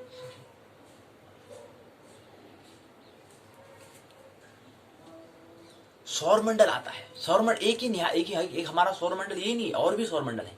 अब हम जो गैलेक्सी कह रहे हैं, जो मंदाकिनी, जो मिल्की वे जो बोल रहे हैं, उसके अंदर जो हमारा सौरमंडल कहां पर है, तो हमारा सौरमंडल अगर ऐसे एक वर्तुल में लें तो उसके कहीं केंद्र से कोने पर, कहीं पर कोने पर स्थित है। अभी आकाशगंगा तो एक कोने में हमारा है, तो और भी सौरमंडल होंगे उसमें, लेकिन हमारा कहां पर है, हमारा अगर हम जो आकाशगंगा इसको अगर हम वर्तुल में लेते हैं तो उसका वर्तुल जो सर्कल जो बनेगा, सर्कल कहीं इसी कोने पर हमारा क्या है, ये वर्तमान में जो सौरमंडल है वो स्थित है। तो ऐसी और कोने में, और अन्य कोने में, ऐसे कोने में, ऐसे कोने में, केंद्र के करीब करीब क्या होंगे, और भी सौरमंडल होंगे। तो क्योंकि क्या है, एक आकाशगंगा में अरबों, करोड़ों अरबों क्या होते हैं, तारे और सौरमंडल होते हैं। सौरमंडल कितने होते हैं, लेकिन एक से ज्यादा होते हैं सौरमंडल होते हैं, लेकिन करोड़ों क्या होते हैं, अरबों, करोड़ों अरबों तारे तो होते हैं, इतना करें, करोड़ों अरबों तारे होते हैं, करोड़ों अरबों क्या होते हैं, ग्रह होते हैं, करोड़ों अरबों क्या होते हैं, तारामंडल होते हैं, धूमकेतु, नक्षत्र इत्यादि होते हैं, निहारिका से होते हैं। लेकिन सौरमंडल भी होते हैं, एक नहीं और एक असंख्य, वो भी बहुत सारे होते हैं। अब कितने होते हैं, लेकिन होते ज्यादा है। तो हमारा एक सौरमंडल यहाँ पर है, तो इतना बड़ा, बाकी जो शेष भाग है उसमें भी तो सौरमंडल होंगे। तो ये बात हमें समझनी है। तो इसके आधार पर हमारा क्या है, हमारा सौरमंडल क्या है, आकाशगंगा के कोने पर स्थित है। अगर हमारी जो मंदाकिनी का अगर केंद्र की अगर बात करें, हमसे करीब 32,000 प्रकाश वर्ष दूर है। हमारे मंदाकिनी का केंद्र हमसे क्या है, 32,000 प्रकाश वर्ष दूर है। सौरमंडल आकाशगंगा के केंद्र की परिक्रमा कर रहा है। सौरमंडल के अंदर सूर्य हो गया, तारे और ग्रह हो गए, वो भी सूर्य भी किसी ग्रह कर रहा है। हमारे मिल्की वे जो गैलेक्सी जो हमारी आकाशगंगा है उसके केंद्र की गति कर रहा है। इसलिए तो हमने सूर्य को भी ग्रह कहा। क्यों कहा, क्योंकि वो भी ग्रह का मतलब है जो घूम रहे, जो चलायमान रहे, घूमता रहे, जो घुमक्कड़ हो, उसको ग्रह कहते हैं। तो इसलिए हमने सूर्य को भी ग्रह कहा, और चंद्रमा को भी ग्रह कहा। इसलिए कहा क्योंकि वो क्या है, चलायमान है, गति कर रहा है। तो सौरमंडल आकाशगंगा के केंद्र की परिक्रमा कर रहा है। सौरमंडल में करीब क्या है, 25 करोड़ वर्ष में, जो हमारा सौरमंडल है इसमें करीब ये 25 करोड़ वर्ष में हमारे मंदाकिनी का एक चक्कर पूरा कर लेता है। जैसे पृथ्वी क्या है, वो भी अपनी घूर्णगति, अपनी अक्ष पर, अपनी कील पर तो घूम ही रही है, लेकिन साथ साथ क्या करे, परिक्रमा भी कर रही है, 2 गति कर रही है, 2 गति तो कर ही रही है। तो एक गति करने में इसको 23 घंटे 56 मिनट 4 सेकंड का वक्त लगता है, जिसको हम घूर्णन गति कहते हैं। और परिक्रमा करने में 365 दिन 6 दिन का समय इसको लगता है। 6 चौको 24, और इस आधार पर उसको फिर हम 300 हर चौथे साल में, 2024 में फिर क्या आ जाएगा, फरवरी 29 की चली जाती है, वैसी जाती है। क्योंकि हर चौथेवें साल में क्या होता है, एक दिन बढ़ जाता है। वो बढ़ इसलिए जाता है क्योंकि 6 दिन का अंतर, 6 हिसाब से वो आगे 4 साल में हो जाता है, 6 घंटे का। तो सौरमंडल करीब क्या है, 25 करोड़ वर्ष में हमारे ऐसे ही क्या है, सौरमंडल भी क्या है, वो क्या करता है, हमारे जो जो जो हमारा गैलेक्सी है उसके केंद्र की क्या है गति कर रहा है, उसकी परिक्रमा कर रहा है, और 25 करोड़ वर्ष में क्या कर लेता है हमारी जो सौरमंडल वो हमारी की जो गैलेक्सी है उसकी गति कर लेता है। हमारा जो जो क्या है आकाशगंगा जो है उसका गति कर लेता है 25 करोड़ वर्ष में। 25 करोड़ वर्ष में, करोड़ वर्ष। और मुश्किल से 70 से ज्यादा लोग हम जीते हैं तो कितने वर्ष हो जाते होंगे। हमारी मंदाकिनी चक्कर पूरा कर लेता है। हमारी आकाशगंगा का व्यास लगभग क्या है 100 से 120 प्रकाश वर्ष है। अब हमारा आकाशगंगा का व्यास कितना होगा, मतलब एक छोर से दूसरे छोर तक प्रकाश को जाने में कितना वक्त लगता है। तो प्रकाश को जाने में अगर एक कोने से अगर उसके एक सिरे से अगर आकाशगंगा से अगर कोई प्रकाश को भेजें, लाइट को भेजें, तो उसको आने में भी क्या है 120 साल लग जाते हैं। प्रकाश को भी क्या है 120 साल लग जाएंगे। अगर हम इसको कहें 100 से 120 साल लग जाते हैं प्रकाश को। अगर हम क्या करें, अगर एक कोने से हम अपनी आकाशगंगा की मिल्की वे के एक कोने से अगर डालते हैं, एक कोने से अगर प्रकाश भेजें, तो दूसरे कोने में जाने में भी क्या लगेगा, इसको 120 वर्ष का समय लग जाता है प्रकाश को। प्रकाश वर्ष का नहीं, प्रकाश वर्ष हमने कहा। एक हमारा वर्ष होता है लेकिन प्रकाश का, तो प्रकाश को भी जहां पर 120 वर्ष 100 से 120 वर्ष का समय लग जाता है, इतनी बड़ी हमारी क्या है आकाशगंगा का व्यास है, इतनी बड़ी हमारी आकाशगंगा है। आकाशगंगा में क्या होता है 100 से 400 अरब तारे होते हैं, 50 अरब से अधिक ग्रह होते हैं। 50 अरब से अधिक ग्रह होते हैं। अभी तो यही हो रहा है कि मतलब तारे ज्यादा होते हैं, ग्रह कम होते हैं, लेकिन कोई कभी भी हाल ही में एक शोध हुआ था कि ग्रह क्या होते हैं तारे से भी ज्यादा हो सकते हैं। अभी हिसाब से क्या चल रहा है कि 100 से 400 अरब तारे होते हैं, लेकिन हो सकता है कि जो 100 से 400 अरब हम तारे कह रहे हैं, इससे ज्यादा ग्रह हो, इससे ज्यादा ग्रह हो। अब ग्रहों को थोड़ा अंतर करने के लिए क्या होता है, जिसमें क्या हो प्रकाशमान हो, जिसमें क्या हो जो प्रकाशमान न रहे। दूसरी अगर कहें पहले तो जो चलायमान रहे, जो गति करता रहे। दूसरा उसका होता है कि जिसका क्या हो प्रकाश अपना खुद न हो, जिसको प्रकाशित जो प्रकाशमान न हो। दूसरा ग्रह की परिभाषा में दूसरा बिंदु कहें तो दूसरा बिंदु ये होता है। पहला जो बिंदु उसको संतुष्ट क्या है, सूर्य भी करता है, क्योंकि सूर्य भी परिक्रमा कर रहा है, घूम रहा है। चंद्रमा भी जिसको हम उपग्रह कह रहे हैं, तभी तो कह रहे हैं उसको भी हम ग्रह कह रहे हैं, इसलिए कह रहे हैं क्योंकि उसको भी क्या है परिभाषा का जो पहला बिंदु जो है, जो पहला बिंदु को उसको सेटिस्फाई संतुष्ट करता है, उसको भी क्या करता है बिलोंग करता है वो। इसलिए क्या उसको हम चंद्रमा को भी ग्रह कहते हैं, क्योंकि चंद्रमा उपग्रह है, उसको भी ग्रह कह रहे हैं हम। और सूर्य क्या तारा है, लेकिन उसको भी हम क्या कहते हैं ग्रह कह रहे हैं, क्योंकि ग्रह की परिभाषा का जो पहला बिंदु है उसको क्या करता है वो संतुष्ट करता है, सेटिस्फाई करता है, बिलोंग करता है। तो ये हमने समझा। तो मिल्की वे गैलेक्सी की बात ही हमने समझी, ख्याल रखी बात। और दूसरी बात कुछ हमें समझना है, ब्रह्मांड क्या होता है। माना कोई व्यक्ति जिसको क्या हो, जिसके मन में जिज्ञासा हो गई कि मेरे को ब्रह्मांड को समझना है, मतलब थोड़ा आगे हमारे पृथ्वी के बाहर घर है, घर के आगे फिर और सारे घर हैं, फिर घर के आगे और ज्यादा, घर के बाद फिर हमारा क्या होता है एक गांव के आगे फिर शहर होता है, शहर के आगे फिर क्या होता है गांव हो गया, गांव के बाद विकास खंड होता है, विकास खंड के आगे फिर एक जिला होता है, जिला के आगे फिर एक प्रदेश होता है, फिर देश होता है, फिर एक पृथ्वी होती है। फिर पृथ्वी के बाहर क्या है, पृथ्वी एक ग्रह है, फिर ग्रह के आगे फिर और ग्रह होते हैं, फिर और ग्रह होते हैं। तो जिसके आगे और फिर और क्या होता है, फिर और फिर क्या होता है, जिसकी ऐसी में जिज्ञासा है, उसके लिए क्या करना है, उसके लिए ब्रह्मांड को और ब्रह्मांड का अगर दर्शन करना है, मतलब देखना है कि ब्रह्मांड में क्या क्या चीज है, तो क्या करना है, उसके लिए दो चीज बातें होती हैं। यूनिवर्स को उसको समझना है तो उसके लिए क्या करना होगा, उसके लिए उसके पास जिज्ञासा और कल्पना, चाह और बड़े सोच की आवश्यकता होती, कल्पना की आवश्यकता है उसको चाहिएगी। हमने कहा कि ब्रह्मांड के दो हिस्से हैं, ज्ञात और अज्ञात।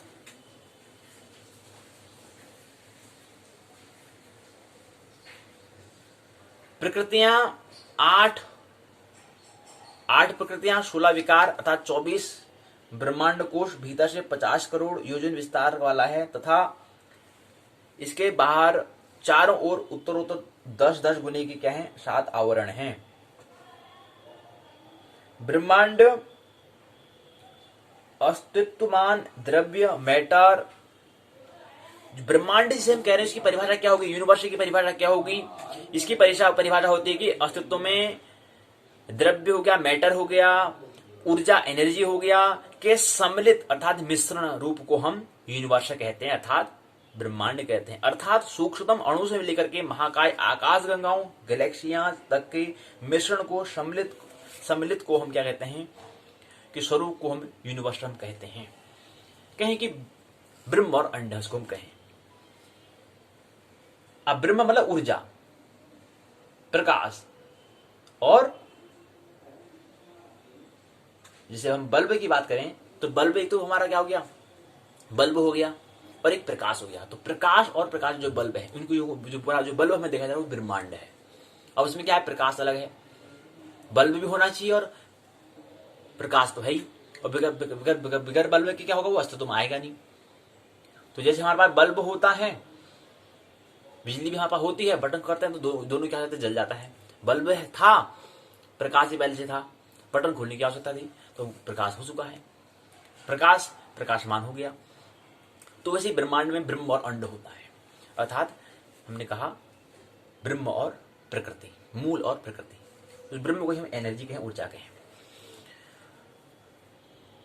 अभी तक पूरा ब्रह्मांड के बारे में हम नहीं जान पाए हैं कि कितना बड़ा होगा, लेकिन इतना जरूर है कि 10 की घात 26 मीटर या 10 की घात 23 किलोमीटर दूर तक ही हम जान पाए हैं। इसलिए इसको हमने जो जितना तक हम 10 की घात 23 यानी कि 10 के पीछे 23 जीरो लगाते हैं उतना किलोमीटर तक हम क्या पाए हैं, अभी जब तक जान पाए हैं, देख पाए हैं। और इतने जहां तक हम देख पाए हैं उसको हम क्या बोलते हैं, ज्ञात ब्रह्मांड बोलते हैं। ऑब्जर्वर जहां पर हमने करा, ज्ञात का मतलब होता है ऑब्जर्वेशन हमने करना, तो ऑब्जर्वेबल यूनिवर्स उसको हम कहेंगे, जो हम अन्वेषण कर पाए हैं, देख पाए हैं। तो कितने देख पाए हैं, 10 की घात 23 किलोमीटर, इतना हम भी क्या है देख पाए हैं। इसके बाद आता है कि भौतिक में प्रकाश के समान तेज से चलने वाला कोई भी वस्तु नहीं है। भौतिक तल पर अगर बात करें, मेटेरियल की अगर हम बात करें तो उसमें प्रकाश से ज्यादा तेज चलने वाला कोई पदार्थ नहीं, कोई तेज चलने वाला कोई और अन्य वस्तु नहीं है। और प्रकाश 1 सेकंड में 3 गुणा 10 की घात 5 किलोमीटर या 3 गुणा 10 की घात 8 मीटर की दूरी तय कर लेता है, यानी कि 3 लाख किलोमीटर पर सेकंड, पर सेकंड में क्या होता है, दूरी तय कर लेता है। और जहां तक प्रकाश है वहां तक हमें मानव विश्लेषण कर सकते हैं। लेकिन जहां पर प्रकाश नहीं गया तो वहां से देखेंगे कैसे, वहां तो फिर अंधकार होगा। तो कहते हैं जहां तक प्रकाश जा सकता है वहीं तक हम देख सकते हैं, और जहां पर प्रकाश नहीं जाएगा तो वहां से फिर हम नहीं देख पाएंगे। तो हमारा प्रकाश अभी तक क्या है, जहां तक प्रकाश पहुंच पाया है वहां तक हम देख पाए हैं, और इसको हम ज्ञात ब्रह्मांड कहेंगे, कहते हैं। जहां प्रकाश नहीं जा रहा है लेकिन इसके आगे भी तो कुछ और है, तो उसको हम अज्ञात कहेंगे। और ज्ञात ब्रह्मांड का व्यास कितना है, और तो ज्ञात ब्रह्मांड का व्यास कितना होगा, होगा 10 की घात 8 लाइट ईयर। जहां पर प्रकाश को ही चलने में क्या हो, 10 की घात 8 साल लग जाते हों, और किलोमीटर में कितना हो जाता है, 10 की घात 23 किलोमीटर, 10 की घात 23 किलोमीटर। और जहां प्रकाश को जाने में क्या जाएगा, जहां पर 10 की घात 8 लाइट ईयर, मतलब प्रकाश को जहां पर साल लग जाते हैं 10 की घात 8। 10 की घात 8 कितना होता है, एक लाइट ईयर में क्या होता है, 9 विशेष बात हम कल की वार्तालाप में करेंगे। माना नहीं जान, एक 10 की घात 12 किलोमीटर होता है एक लाइट ईयर में, यानी कि प्रकाश जो है एक साल में इतनी दूरी तय कर लेता है। बाकी विशेष बात हम कल की वार्तालाप में करेंगे। माना नहीं जानना है, आनंद महोत्सव जीवन जीना है। मेरी बातों को इतने प्रेम पूर्वक शांति सुना, बहुत अनुग्रहित हूं। अंत में सबके भीतर बैठे परमात्मा को प्रणाम करता हूं, मेरा परिणाम स्वीकार।